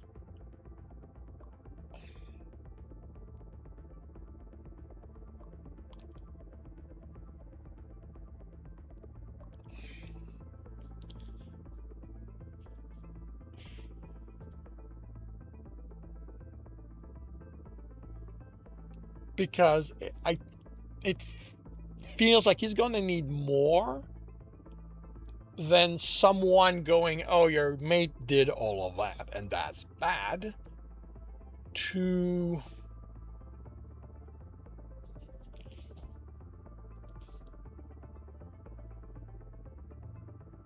be angry, to be concerned. On the ship, shuttle, even through the hall, when drawn, only when he gets to their room, puts Jeremy to bed. Rodium has, of course, read the entire room, the entire trip. Is worried that they're going to fight. Good thing, saving them and ground. Yes, but their thing is after that needs to be discussed, and that's kind of the thing. That is something he's going to have to see. This is not something that he would accept just a report. He's gonna have to see the damage that Jeremy did. Jeremy, what does he think he did? Is to protect their cub. Clearly he's talking about after. So the crime scene photos. Yeah, that's not gonna work. And the big reason it's not going to work is I went out of my way in the previous two books to establish that records aren't admissible in court because they can easily be falsified. I mean, think about how easy it is today to falsify something on video and stuff like that, and they're way ahead of that. So Graal is going to want to see the bodies. The knives after they were knocked out, and Jeremy did to the human. Well, Jeremy's got his claws, so weren't done with claws in the heat of battle. Throat was slight open. There was a skilled counselor present. Start a fight. Detail might need to change from draft 1. Yeah. Jeremy's head, so we need new ways, say different thought. I might be back, and we'll see. Should be clear is that he's angry to the point that Graal has to go to the extreme to get him to realize the extent of his anger to himself. Scene Rev Zero where Jeremy says he hates all humans. Reminds him that his mother's human. Eventually it comes time for punishment. Karen didn't charge him.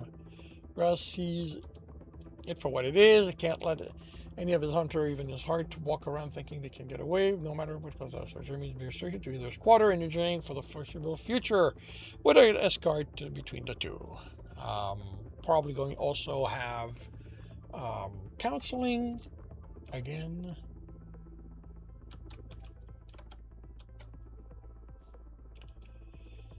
After a daytime kidnapping, the hunt being interrupted in a trial where all mishap and boulders too unruly to move, but non-uniform to hurt anyone unless they were literally drop on you. Kidnapping mostly due to lack of information. Turnian could freely come and go as they pleased. Those Turnian had landed on the planet without declaring their arrival to Kostrom. Human, no clue who he is, as the human government is disavowing him. Federation, government having records of him immigrating to them. Hunter, the hunt was the easiest. The hunter didn't lose the target as he bolted, but also didn't approach him. Watching when they more closely, Graal elected to directly involve them. When the suspect bolted again, left them in a position to be impressed with how efficient his hunters were, and the suspect was now being questioned by a local Federation mentalist. And when the trial, Zemus, a part of the system, knowing to contact Graal, get him to court to make everything legal. Witness was otherwise rushed, legal mess. I'm probably going to make it more of a species thing than, an actual attempt at a farce. It's, yeah.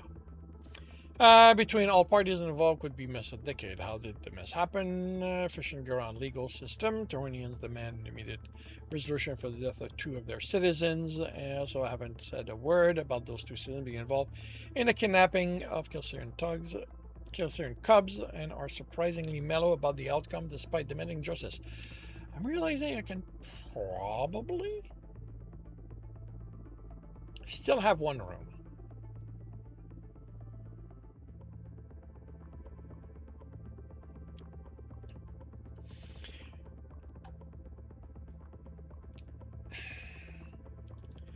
Jacoby Talking Head. Recap situation. Character recommended be happening in the discussion with Tom. Tom adding further information. Welcome back, Angel. Threat to Jeremy's Kelser Court. Tried for his crime properly since legal ramification of a Kelser court overruling a Garan court verdict, particularly when the verdict is in favor of Kelser defendant. Whatnot doesn't begin to describe it. Grell reluctantly agrees, but there's something wrong with his heart, and his heart needs to be realized.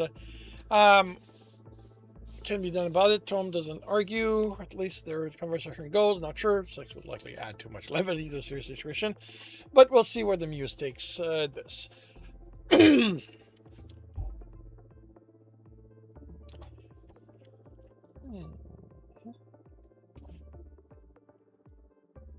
I may need to put some in the start. There's the start and all that. Like I need to talk to Benjamin about the plan for what's going on with that initial battle. If is it just a fight to justify Ilsom, or if there's more going on. If there's more going on, I might have trouble. But if it's just to justify Ilsom, I'm going to have to include humans that Jeremy had to interact with as part of fighting and all that, and show, because here I'm telling that Jeremy is very, very vicious with you against humans. But I'm not showing it, other than killing the kidnappers, but they're kidnappers. At that point, it's easy to go, yeah, they did deserve it. But I need to establish a pattern.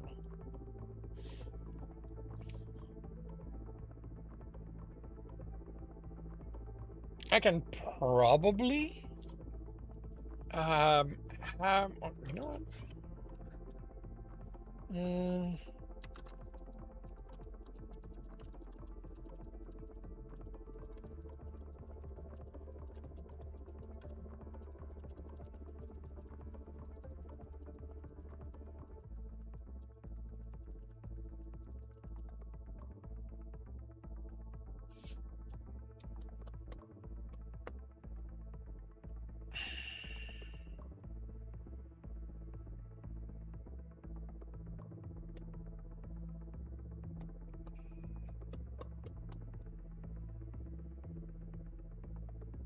Yeah, I mean, because yeah, I need to lead into that, and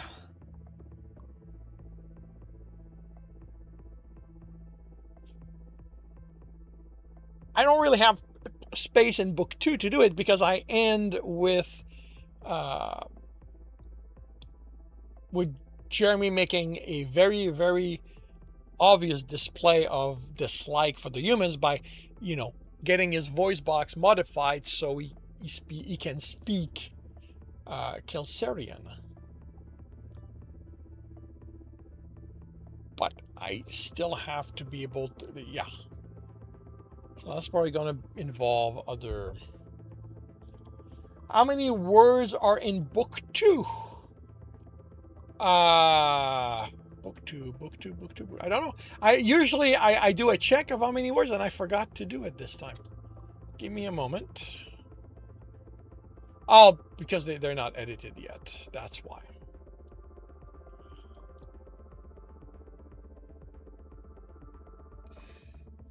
$217,000 words.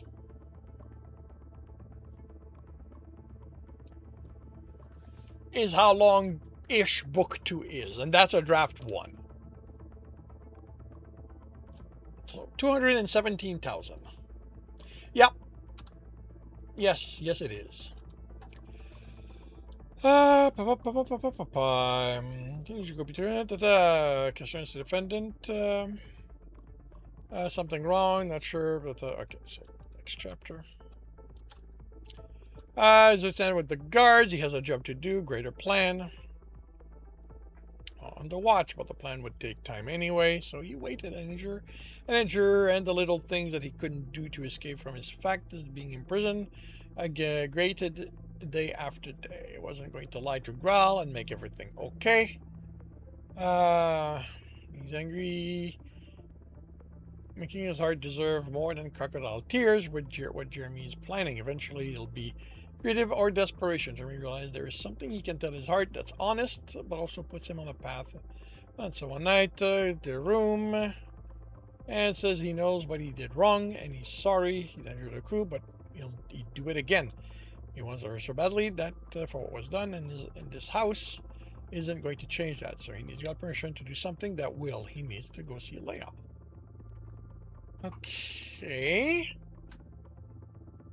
If I need that to happen,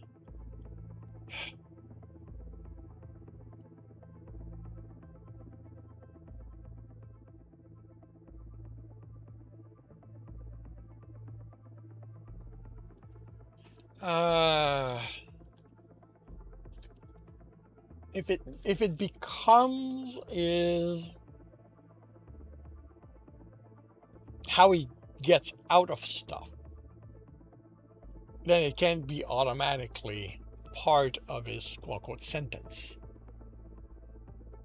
So I am going to have...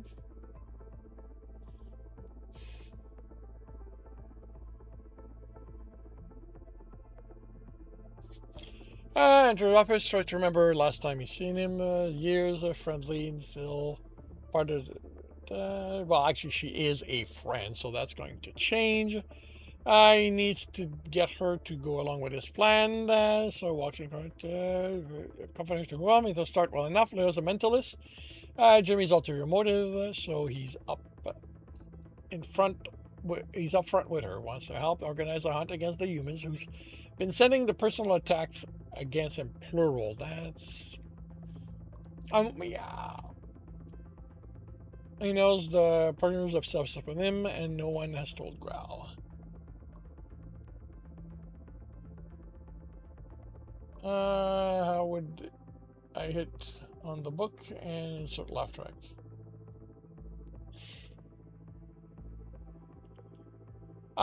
If this is for me, Angel, I am reading the outline of book 3 of A Heart's Life in preparation to writing it next week.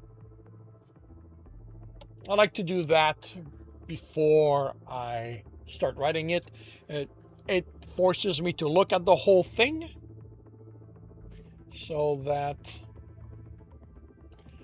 and to get her to cooperate and ask if she ever really looked into what was done to him. And we'll go over and but she also analyzed Ball's mind, but Jeremy pushes if you actually looked rather than just read the record. Assume, well, that's the thing. Well, I can still do that because she would have gone no deeper than needed to get what she needed to help him. This is a bit of a cheat, so she can know everything Jeremy's planning. Audience will remain a bit in the dark. It was done in draft 0, feels still good enough to keep it. We'll come out the dive into Jeremy's mind, a little shock both to what a full and uninterrupted mind rape was like, and he's planning to do, and what he's planning to do. Jeremy is adamant enough. The humans need to learn. They stand to lose more by targeting him than letting him go. Eventually, I agrees, but if Jeremy continues to come and see her. And here I can work on one angle that has been touched on here and there, but never really deep, is that Kelsarians are dangerous. Kelsarians are predators, and they are not nice when it comes to defending themselves and protecting what is theirs. And Jeremy is playing into that. So I'm not playing, but that's what is action, and that's part of what she will be willing to agree to. But she'll also want to mitigate the damage he can do, because what he's planning will start a war.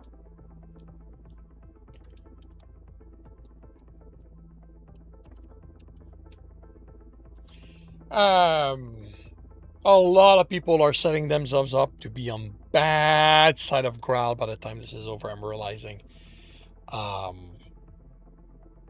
Because even Leo's going to get in trouble.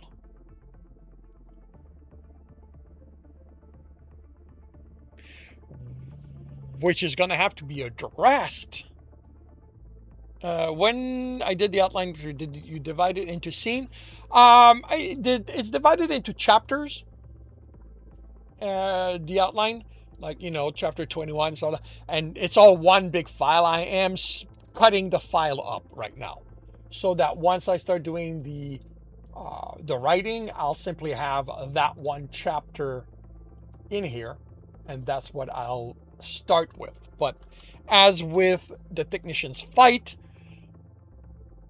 the chapter numbering is not going to be respected. This is going to be bigger than what the outline calls for, because I'm no longer forcing myself to stick to the outline. Yeah, it's going to extend however much it needs, and I already know it needs a bunch of different chapters.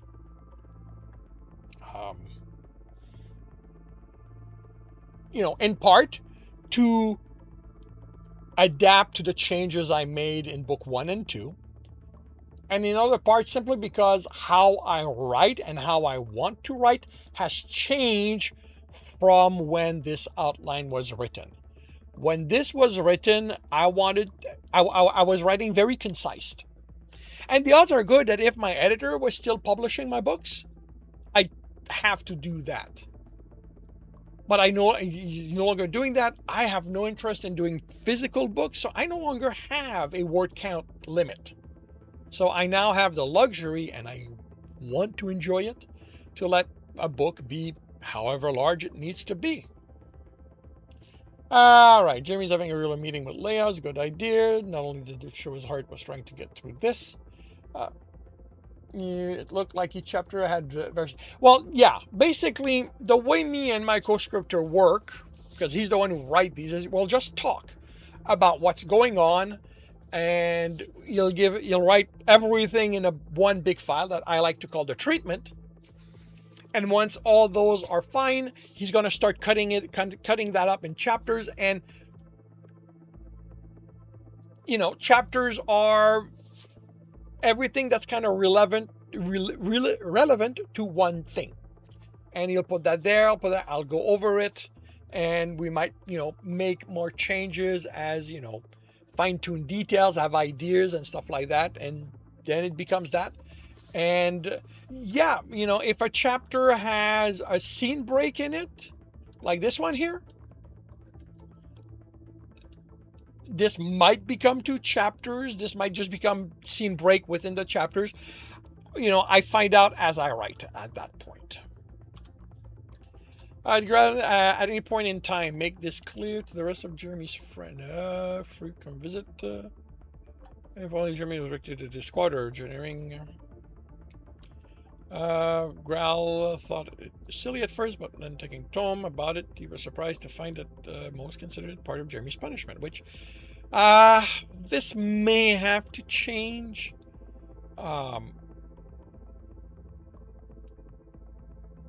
Not necessarily in Graal, having to be more direct or word it wrongly, but in the fact that Jeremy, like Kelsarians wouldn't see the fact that Graal is angry at Jeremy as they need to stay away from Jeremy. That's not how they think. So I'm going to have to play on species difference again, even after 4 or 5 years together, because at that point it's going to be Jeremy's speech pattern. What, when his friend comes to see him, that's, not Jeremy saying you can't do that, I'm being punished, but the wording he's going to use implying it, so that, okay, fine, they're going to respect that. They're not going to agree with it, but they're going to respect it. Jeremy's quarters are Growl's quarter. A bit harder to shake around the buses. Different when these are in, could be a room in time. Well, that can actually still be, especially since Jeremy doesn't have access to leisure areas at this point. Nakoshli didn't intend to desert. She doesn't show. Like, stalked him through how isolating is unable. Jeremy's recovery. So Jeremy's friend now come to visit for supper, breakfast, and game night eventually arranged. Multiple games, both Kelsarian and Federation have a lot. Shoes, as most heavily poker. Many friends have developed a passing interest in. I'm going to. Actually, no, I've already shown them playing poker.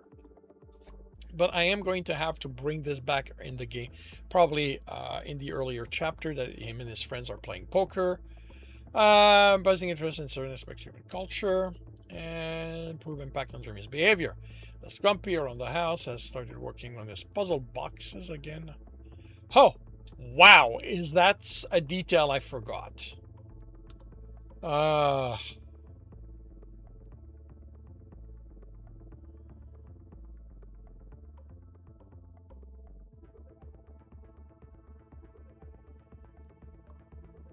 Man, I don't think the puzzle box shows up once in book 2. And it's supposed to be a hobby of his. And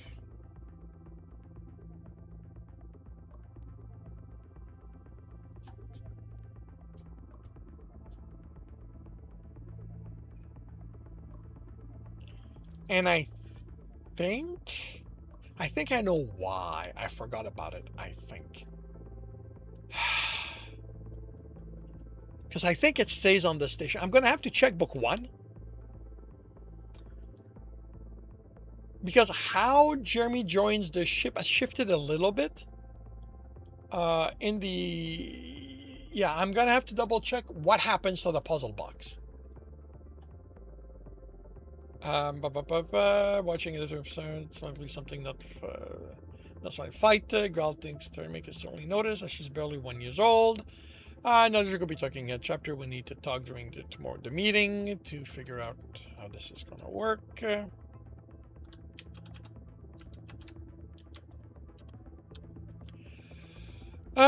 Things sometimes move with the speed of molasses, but they did move. Took time. Fires every game night, during which Growl days would be apart. Gathering, arranging for a certain group of friends to be gathered around the table on the right night. It took time, but it was finally ready to start the ball moving. Sitting at table, Turok.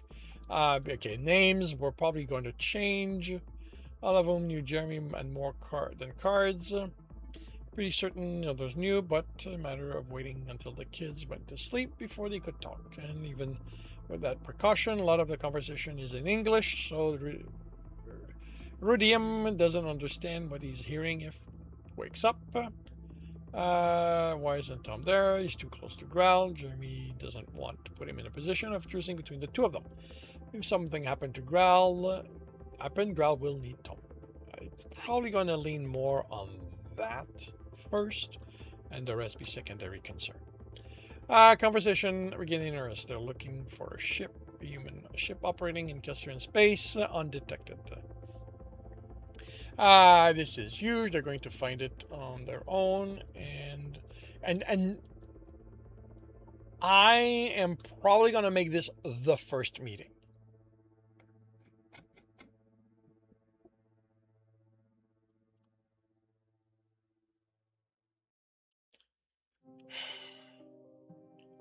And there's going to be pushback. because, um, Thuruk is a beta. The other ones are probably won't be like I kind of figured the other ones are going to be civilians with expert knowledge relating to what they've got to do. I don't remember. The fact that there's a specific name here means the name comes from somewhere. I don't remember where. Probably Draft Zero. Xenial is there because he's got, okay, yeah. Conversation began in earnest. Of course, even if they ran like the wind, their objective, this wasn't getting solved fast. They have to greatly improve the stealth technology to pull this off.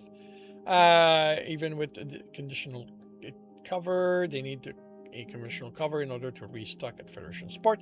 That means a crew of Federation citizen, which of course raises the question. Okay, so that paid or brainwashed, which isn't even just a moral concern. What circumstance? Sells evidence they have show the brainwashing isn't effective on species other than humans or Tahornians. I don't think this has been established anywhere anymore.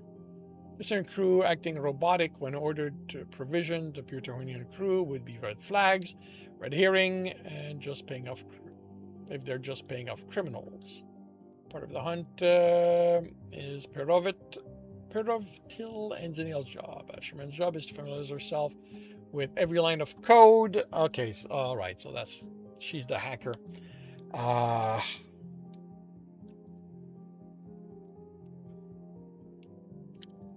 Which means that she's going to be someone Xenial brings in, or at least introduces. Self into the system, make them for her, duration of the mission. They're mostly on human, Cassian border. I mean, they have opportunity to hack dock trading vessel for practice. I will be right back.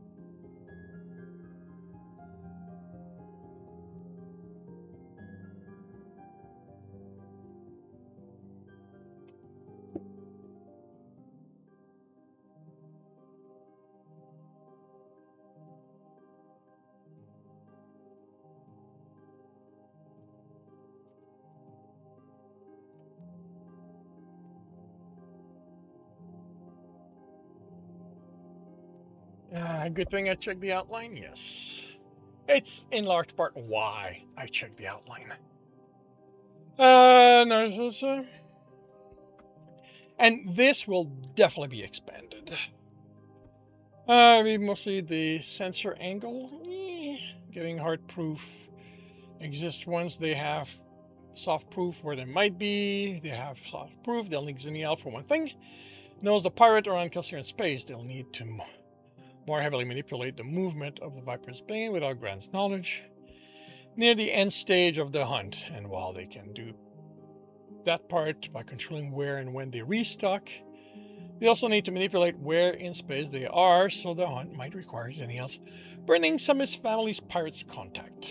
Can't think of a better alternative by the time the hunt reaches the point. He has until then. Most part, that's mostly it. Get back to the game. Everyone but Xenials too distracted by what they're doing. That he win every hand because, sure, that's the reason he's winning. Time passes. We have first strange. What was first strange eventually becomes normal. Grell is uncertain how long he'll need to enforce restriction movement. Doing this rather than something more extreme as lenient to begin with, so it would be a bad example. Favoritism among the crew. If he ended it too early, he may have to. Himself got to throw himself into his work. Pirate need to be preempted, patrol need to be followed, and other cases research. Finding the right case, which is crew skill, talent be utilized. Recent hunt aside, there are more warriors than detectives.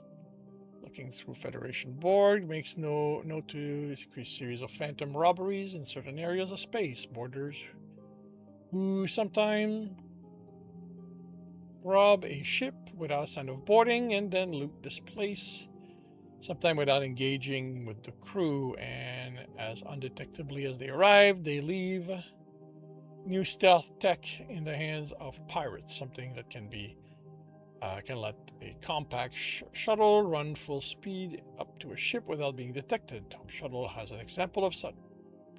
What?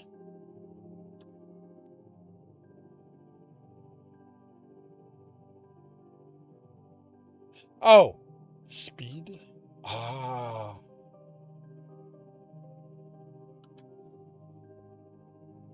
Yeah.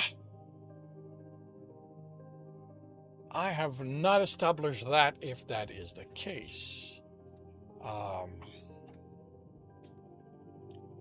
Yeah, this okay,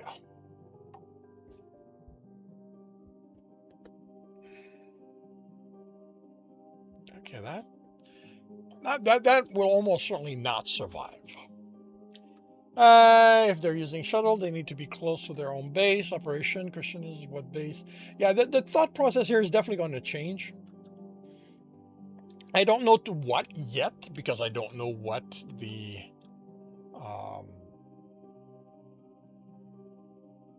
what I'll be at by the time I reach this chapter.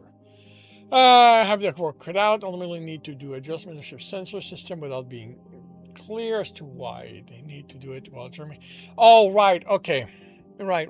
One of the Thuruk was still worked in engineering when we wrote that. Something I changed.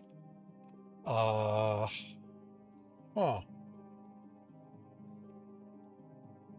I think I know how to bring him back to engineering. Third, but it wasn't the biggest problem. The biggest problem is that they have no idea what adjustment to make. Jeremy was a human who was a Kessler engineer, and only expertise as in human ship construction was antimatter reactions. A lot of that was experimental, and they weren't even working on what a fully human ship would do to remain undetected. But a human ship that had to pretend to be another ship while pulling into port to restock. Long story short, it's a lot of factor. One resource they could tap to solve all those problems, sending letter wasn't restricted. He just had to be careful about the wording. Bomb knocked on his door. Know what to expect. Started with the mail had been oral for years. Clean shaven would have been one of them. Well, he works in an office now among people, not by himself in the derelict ship. 4 years will have passed since the last conversation I'll have on the page, so yeah, things can have changed. Shake his hand, introduce him to the kid. Bob will also say hello. I have a gift of contraband, press cider from his own still. Thank him for the invitation. Station commander has his contract. He's retiring soon and he needs time away. Get over the stress if he'll get along with the new landlord. It'll probably be good to have conversations before. and establish where Bob is at this point.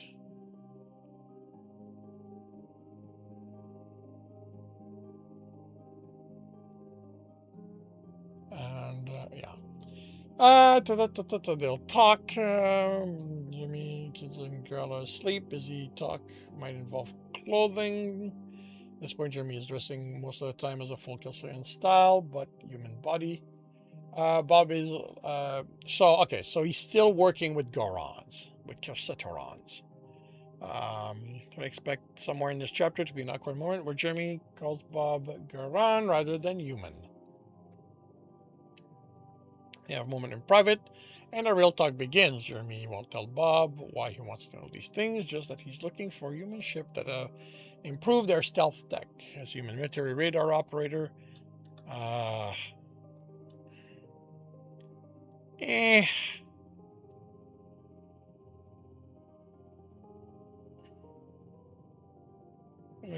plucking old radio signal.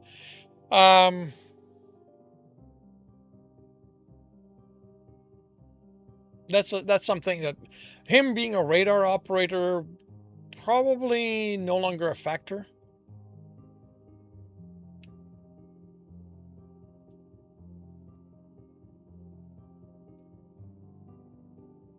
While picking up radio signals from space, now that is a factor I think I can use. Any expert Jeremy could think to talk on how human would think about stuff, it's him.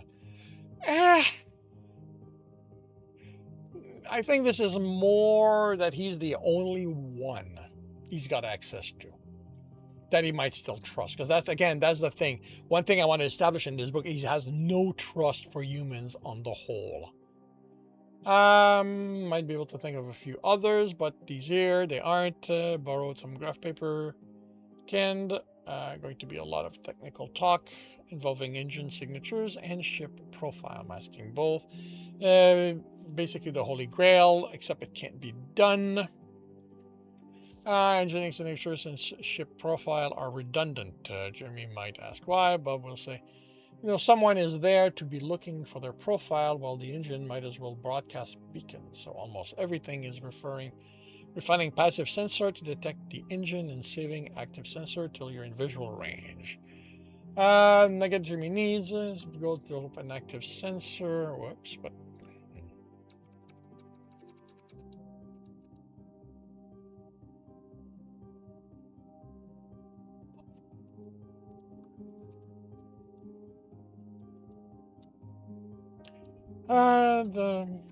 can operate at long range.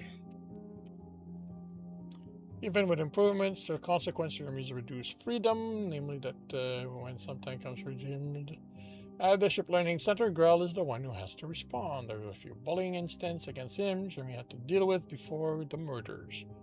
Afterward, things had been quiet as Rainy Catch, so Magic that's right when he last to recenter. When he gets there, we'll be a little surprised to see his son uninjured and instead just a bit sullen. Backroom office instructor. Drawing the concerned. For one, he's just finding an outlet for all his emotion. Like the parents fighting the attack long ago. Ultimately, outcome is that might some private art supply to use at home. We could tap the seer angle. We know him and Graal don't see eye to eye on a lot of things, but never cover that. Mentioning needing to bring up seers before hearing where a false prophecy is used. But there is never any talk on what to do after the trial. We established that there are no seers on the Viper's Bane. Before Jeremy came on, that that was an idea that got floated that Jeremy might be a seer. He's not.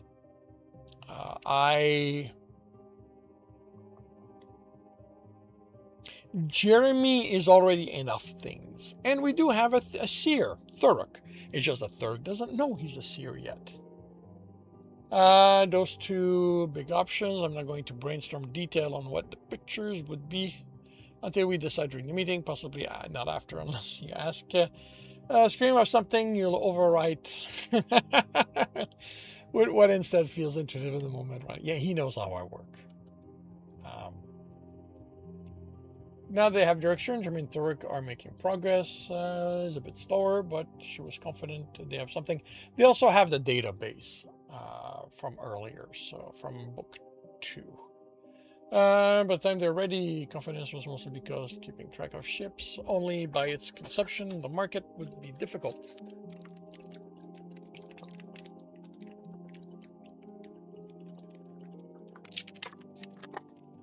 I'm at a Black Division market, more than it appears, and while many of them would be going to the extent of camouflaging this human ship, it isn't improbable it's the only one, and based on records and what I've come up with, there are at least 17. And that is limiting things to what is coming through Kelsarian's territory. Tracking all the needles in the haystack and limiting them one by one based on what humans would not, for the life of them, consume. Some of that's easy. For others, they need to ask Jimmy to be a guinea pig. Chapter is basically turning one of the game night into trying to see what does or does not land Jeremy with a night at the medical bay. It is certainly on the lighthearted things, assuming it doesn't get too serious, leaving a lot of it to flush out. And it feels like a necessary step in order to not make the other people's job too procedural and keep Jeremy in the process. And the job. So I can have a betting pool running with the others on what is going to make the human hurl first. When it rained, it poured. Alpha, the Graal task with analyzing pirate shuttle raid became a data result, and those are questionable. Fairly certain the pirates' base is stationary, but they are inconclusive as to where it is. The wildest, but also most promising idea is that it was something recently parked above normal traffic flow in that area, and even if astronomical telescope were pointed to that direction, it wouldn't detect it. They were customers next door. The idea of just blindly searching interstellar terrain was insane, so Graal needed to forward the analysis back to the Federation agency that ran the crime board and shelve it. If it became enough of a problem, there might be a task force assembled just to comb the area. But it wasn't the type of thing the Viper's brain could handle on its own. Should be further issue with Rudium throughout.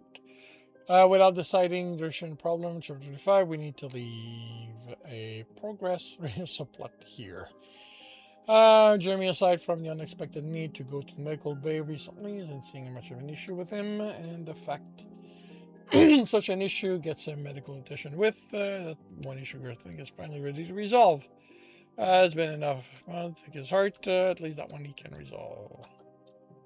Jeremy was enjoying his freedom. It was the little thing, being able to reestablish scheduled training on the training deck or running.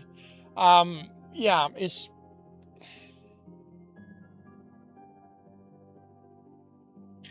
how his punishment will affect his role as a beta. That's going to be interesting. Freedom from school, it was a big one. Of course, some of his squad hoped he would stop having the secret operation. Mood doesn't change things that much. The humans still need to realize that targeting Jeremy and those close to him was a mistake. Right now, he was on his station, some food, doing some shopping for the Cubs. While they have done both of that, Jeremy has some nice physical art books, and they're also here to observe. Just work, hoping lack of obvious sign of her handiwork as she slices her way through docked human trade ship. Jeremy and Dirk prowl the captain, observing therefore change in behavior. After all, it will be the clearest sign if Ashnalam has been detected, or to call her off. Don't have plans of complication. It's just a smooth operation. We have more intense one. It might be them being noticed rather than national land. This is the last scene of the week. Don't feel too guilty about adding on the board. Jeremy isn't the only one who's enjoying his newfound freedom. Graal is discovering that he missed seeing his heart up and about on the ship. He could have always gone to engineering to see him, but it never occurred to him to take the time, and his duties as captain don't often take him down there. And to that, the pile of reasons, Jeremy's friend thought they were supposed to avoid him. Their situation makes Ground realize that it's been a while since they did anything special. For the kid, he and Jeremy haven't done a couple for a month. Even for the show. Even on Kelser, don't have his parents, of course. But, special romantic girl can't time travel, fix that, but he can correct the issue now. So he's found a babysitter for the night, injured going out. From their first night out, actually wearing Kelser style for formal wear that fits his frame well. Taylor Jeremy has been using improve over the years. Yeah, again, print technology might change that. As their only client, maybe Growl should look into getting him a contract with whoever Bob Steller is. So they can swap secret. Throwing Newman tyranny fashion is for distraction. He and Jeremy have gotten over the rough patches due to their punishment, and they've been intimately in pirates since then. But this is their first real show in public. Should go without a hitch. Of how Jeremy is pulling the wool over Joel's eye, but don't see how to do that given they're in a restaurant, possibly playing footsie under the table. Hopefully something will occur. Small talk will definitely need to be imagined closer to the time of writing. Things are falling into places. New sensor upgrade are online. Danielle was pretty certain he picked up the trail. Scene formed predictive pattern. Duck trick will be how it'll be testing the pattern by finding the ship in the designated sector. Trick is Jeremy couldn't run the sensor from engineering. Even if he did, Bridge would know these things aren't subtle. Thankfully, it's an experimental sensor upgrade, so all they need to do is make a scene. So what this tells me, because it's been said over and over and over again, Jeremy is not a sensor expert. So I need to bring in a sensor expert.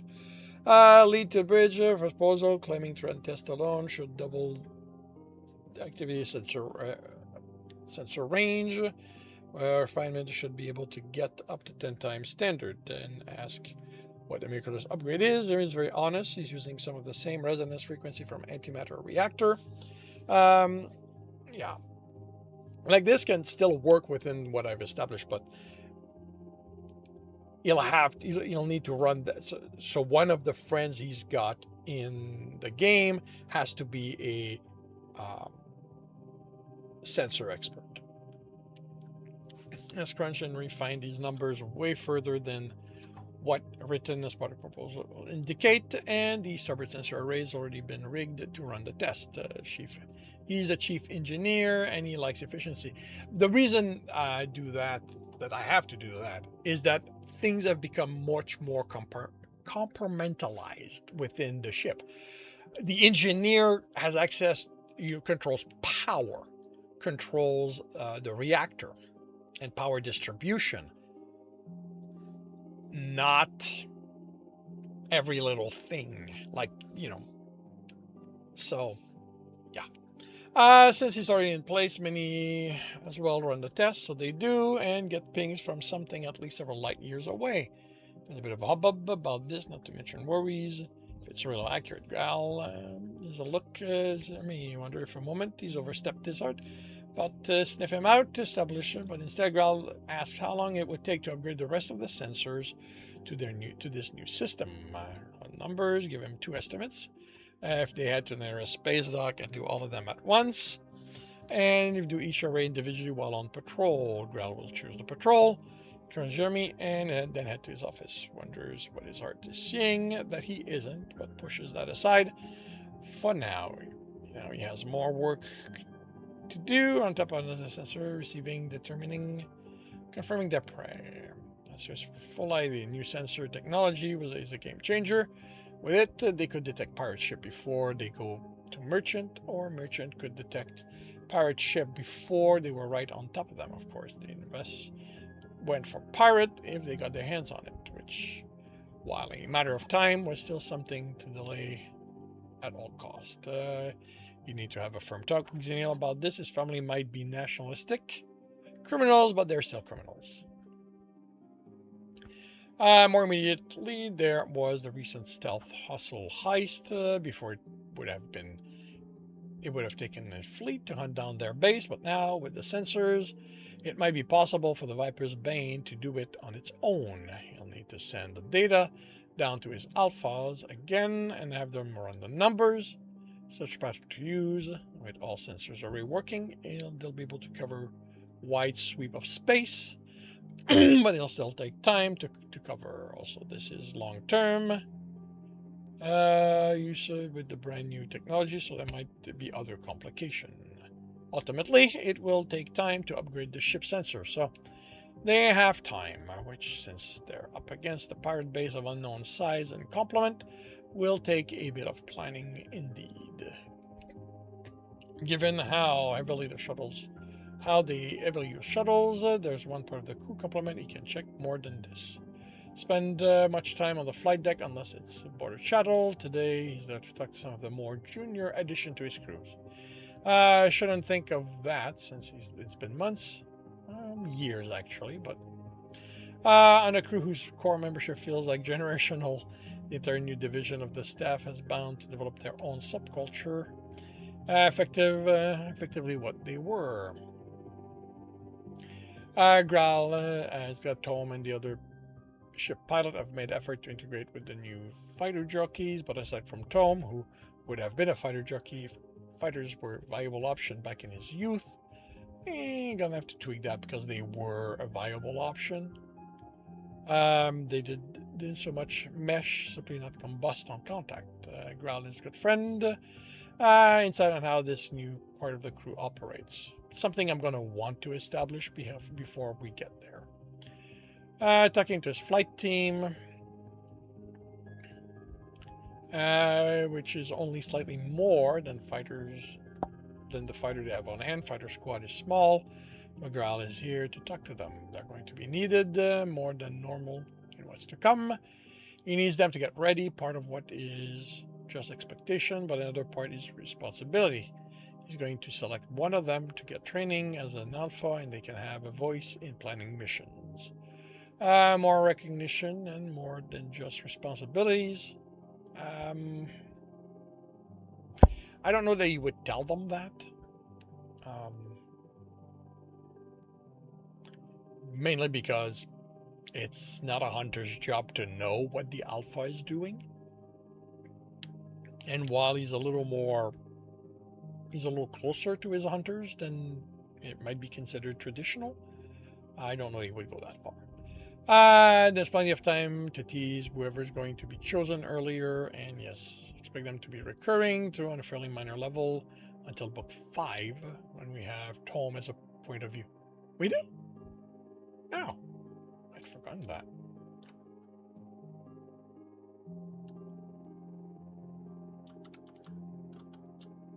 I forgot to cut.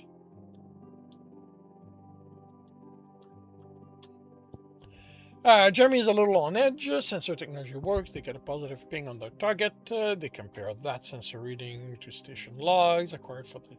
They got the target duct, so it's the place. This is a horny book. Well, good for you. Bigger interest in the sensor technology than Jeremy expected. I figured if I still enjoyed writing porn, this could be very horny. I actually had the plan to write bonus stories, bonus sex stories, but they never really came to being because, as I've mentioned, I don't enjoy writing sex anymore. Now he's sleeping with a rabbit trope. Basically meaning the only thing that would distract Jamie's heart was an attack on Kelsier, and even if he could fake one of those, it wouldn't point them in the right direction. Trying to keep calm, telling him that things are the same location, target was never going to be simple. After all, they need to be there when they're restocking. They have a heading, they know where to look, there will be time, and clearly Jimmy knows the reason, and he doesn't need Leia to tell him this aggression is unreasonable. He has a lot of extra aggression to work out, and since he was falling behind on training anyway, a lot of his time not on the job and taking care of the cubs is now part on the gym. It's where Thurk finds him when he comes to talk about an unspoken part of the plan, execution. so they can spar and talk. Basic idea is how Jeremy is going to get on that ship. I got a lot of security, but it can't handle physical man there. Jeremy isn't coming back from this. And you're coming back from this, much less reaching his target if he has to take down each man between them and individual. Our third has an idea, and it will require a good cover story for someone outside the loop. Jeremy's Taylor. Again, this is going to change because of print technology. Jeremy has a Taylor. Goes to repeatedly. I mean, I can keep the Taylor.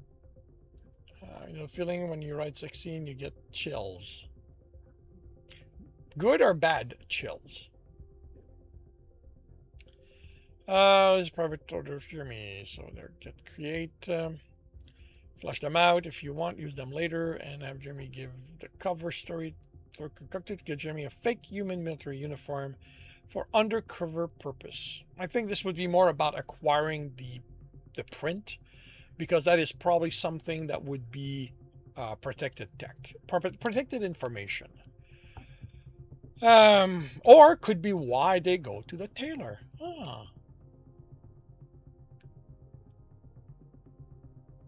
Huh. Okay, that might work. They have very exact shape, style. They need to pull this off. And they might have even acquired some human uniform to modify to use as reference. But for all this to work, they're going to need something that will fit Jeremy like a glove. Overall, things should go without a hitch. The only time passes, modifications are complete. You run more tests. Unknown object, asteroids to confirm the location accuracy. New sensors. Once they are sure the things work, grab files for the challenge, change the patrol route, and ship sets off. Trick is, once they get there, they just don't scan the thing and find it. Now that would be too easy. They scan and move on to the next scan point, and the next is not going to be quick. Impossible, and unlike the fleet that would normally take this finding base, they'll be able to run up without alerting anyone in the presence. But that's when they find it, and that will take time. It doesn't spend every second on the bridge, so when the report comes in that something has been detected, he'll be somewhere else, more likely. His office or room doesn't matter. Point is the hunt. So he'll need to either drop or wrap up what he's doing. Once the crew gets there, there will be a lot of analysis. One of the things that I need to remember is to keep the kids alive, because I don't want the kids to just be there for them to get kidnapped or attempted kidnap. Like they need to have a life on the ship. They need to have an impact on the characters. Give the order, investigate, bring. Whoops. Did I forget? No. Wait. I am forgotten one somewhere. 28.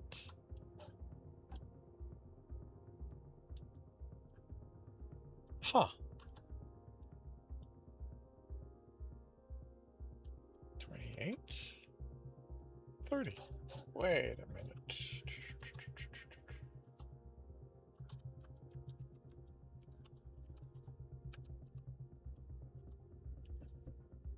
Are we missing an actual outline? An actual chapter? Or did I somehow...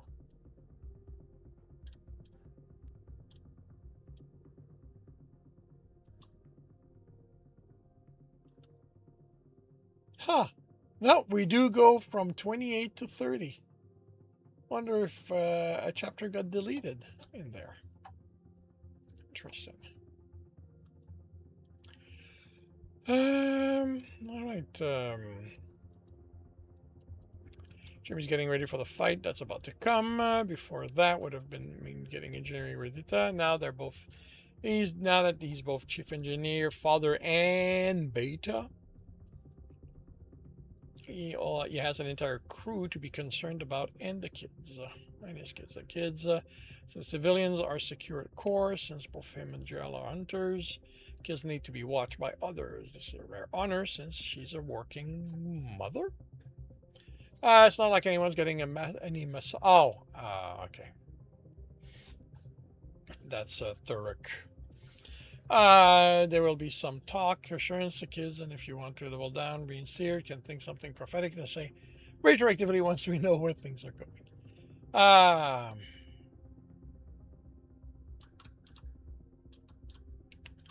And now Growl's of the fight, which has two options. It's no problem. If we have Growl on the bridge, see a lot of the fight, which has two options. Go on the bridge, see a lot of fight taking place. Always have an aerial view and not really getting into the nitty gritty of the battle. This is not always the easiest way to make things interesting, but it's going to become more and more of a problem as the story progresses, so tackling it now is something that might be best for the series. Growl is a very hands-on captain, like we did in the first chapter of the book, and have him leading a charge against the station while on the station. This keeps things traditionally interesting for the audience. It blinds them to the action going on the rest of the space. And it's also a hybrid option that straddles both, but there comes a time where I wonder, technically sound captain to have a Mac rail cart. Subsonic speed. Battle is over and the cleaning up begins. For Jimmy, that is literal, as he has direct all his team across the ship to make sure the ship is hale and hearty and makes the journey back. Basically, if there's a space battle, Growl has to be on the bridge. If there's a suspicion that there will be a battle against the Bane, Growl has to be on the ship. If there's no plan for the Bane to engage, then he can go on a mission. During this time, Jeremy's slightly distracted. The team isn't working on the hunt. Human vessel by his destination by arranging Viper's Bane. Same time, but everyone so busy. Recovery, Jeremy hasn't been able to coordinate. Growl in the middle of the aftermath. It will be easy, or at least says in the middle of their game. Growl doesn't want the closest Federation station, but one that is one path back to their patrol route. This give them an option of 3, one of which Genial is all but certain. The human ship will be docked soon. Data from the scan confirm a lot of details that were guesswork before, and they'll need, and as up to the need a resupply there at that moment. Still a question of getting Growl through that station, so they have supplies. Others don't they need? Are they particularly busy and not able to take the Viper's Bane? Xenia has no good news. From the look of it, they are relying on luck. On luck of Turok, maybe making a suggestion. If you're relying on luck, you're talking to Zenial, not Turok. Growl accepting the suggestion. On that, Turok has a better idea. Looking at a prisoner list, and there might be a way to get Growl to choose that station of his own rather than pestering a third party. Just need someone to slip a bit of information discreetly. In politics, he has expecting there to be some reaction to what he did, but of all people, he was not expecting RND to come hounding him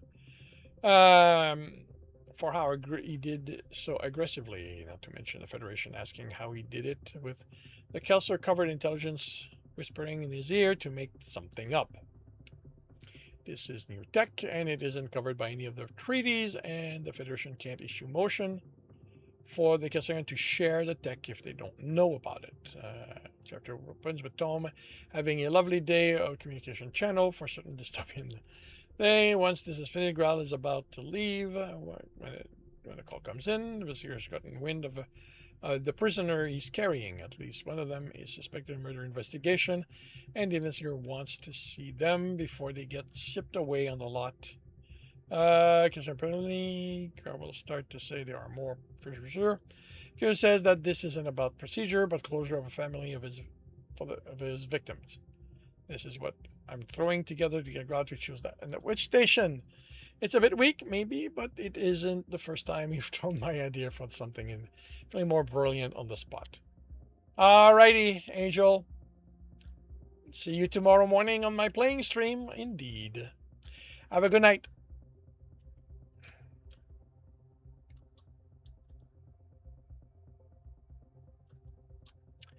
Today is the day. They might have some last minute words to try and talk him out. And Grau won't be angry with them if Jeremy comes to them with what they have now. But Jeremy, no longer burning hot, is still determined to do this. Maybe starting down the path. It was about revenge. Now it's about his family and the danger these targeted attack are putting them in.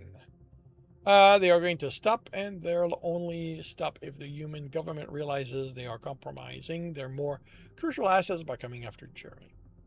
Jeremy will leave the ship and board the station undetected and head to the designated rally point with secure comm. And Turek, once given, Jeremy go ahead, simply stride over the docking entrance of the human ship and board it. From there, mostly acting the part and relying on Turek to guide him around larger group of people, potential higher ranking officer. He has his target. Without some objective, he might end up rather quickly. You might have the realization that you want to have the realization that Omar is the one behind things and not some general magged up. So if we need padding, it might still have come beginning of the chapter rather than the end stuff.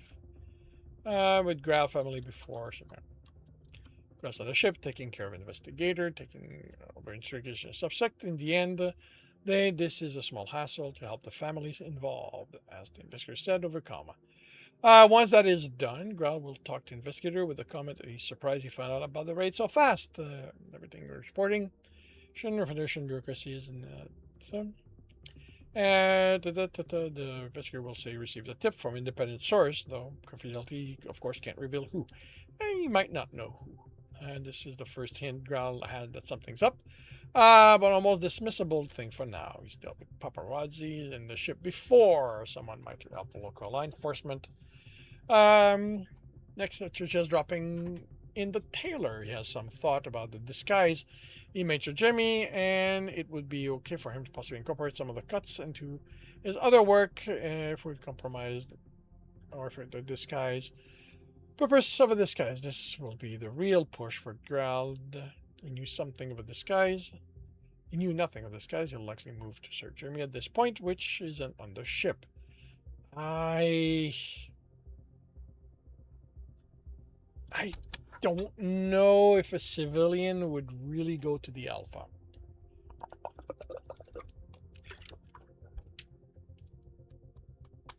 I mean, there is a respective rank, so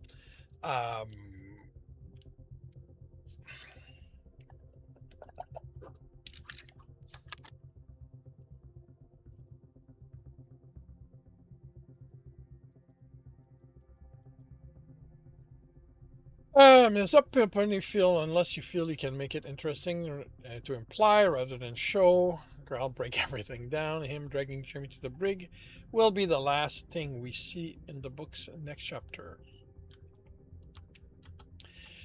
We pick up Jeremy and Omar in their little standoff first in contest, so long as Omar hasn't enlisted himself some super soldier program while getting him to shut up and actually listen to Jeremy will take an effort, not just outright gutting the men, also an effort. Session with Leia paid dividend here. Eventually, Jeremy gets the man to shut up long enough for him to listen to what Jeremy has to say. He's done with the human government and coming after him and his family. His personal attack and abduction end, and it's not going to happen, not because of anything Omar says or does, but because along with raiding all their system, Jeremy's hacker is leaving a message to Omar's superior that this entire operation will be compromised. All human black ops concerning system. It all happened because of the attack, currently advocated by Omar.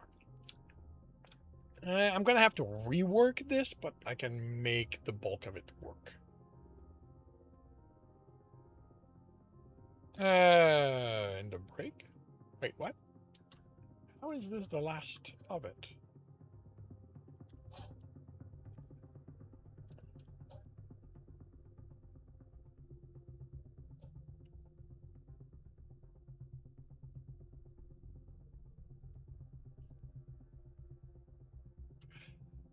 Wait.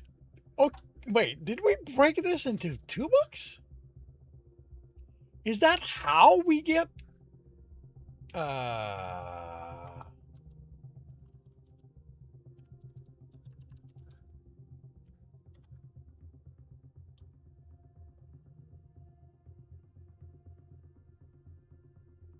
Okay.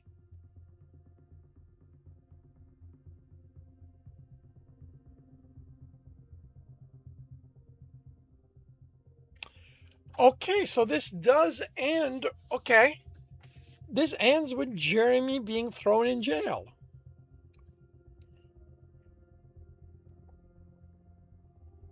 Interesting. So the next book is about resolving the consequences of that. Interesting indeed.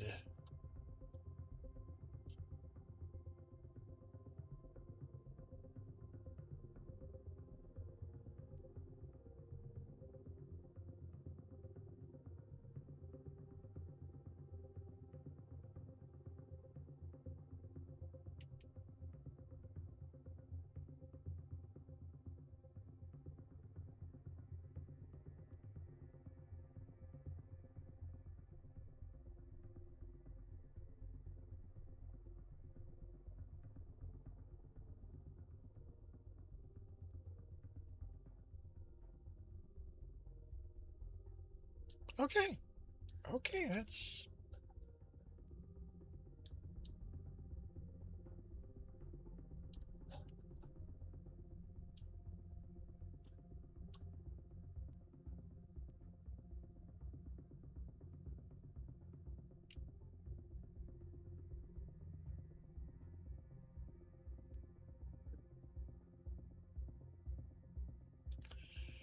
all right. Well, with that done, let's see who is writing.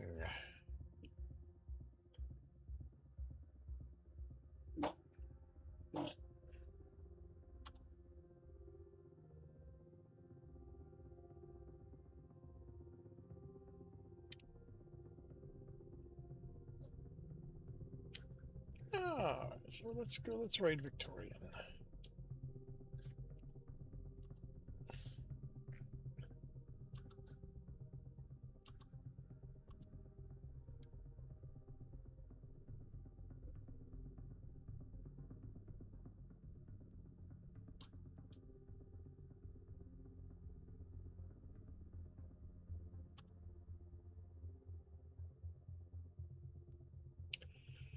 Alrighty.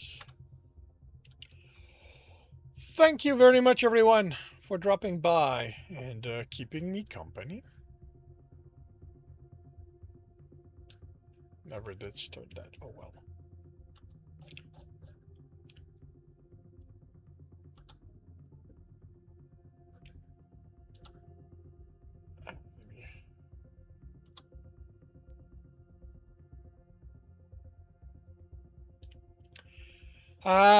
Sorry. I will be back tomorrow evening, 6 p.m. Eastern Time for the Saturday Social.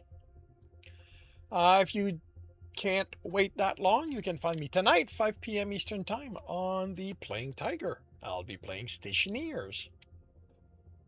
Second attempt at hydroponics. I hope to see you then. If I do not, I hope you have a good weekend, a good week when it returns, and I will see you when I see you.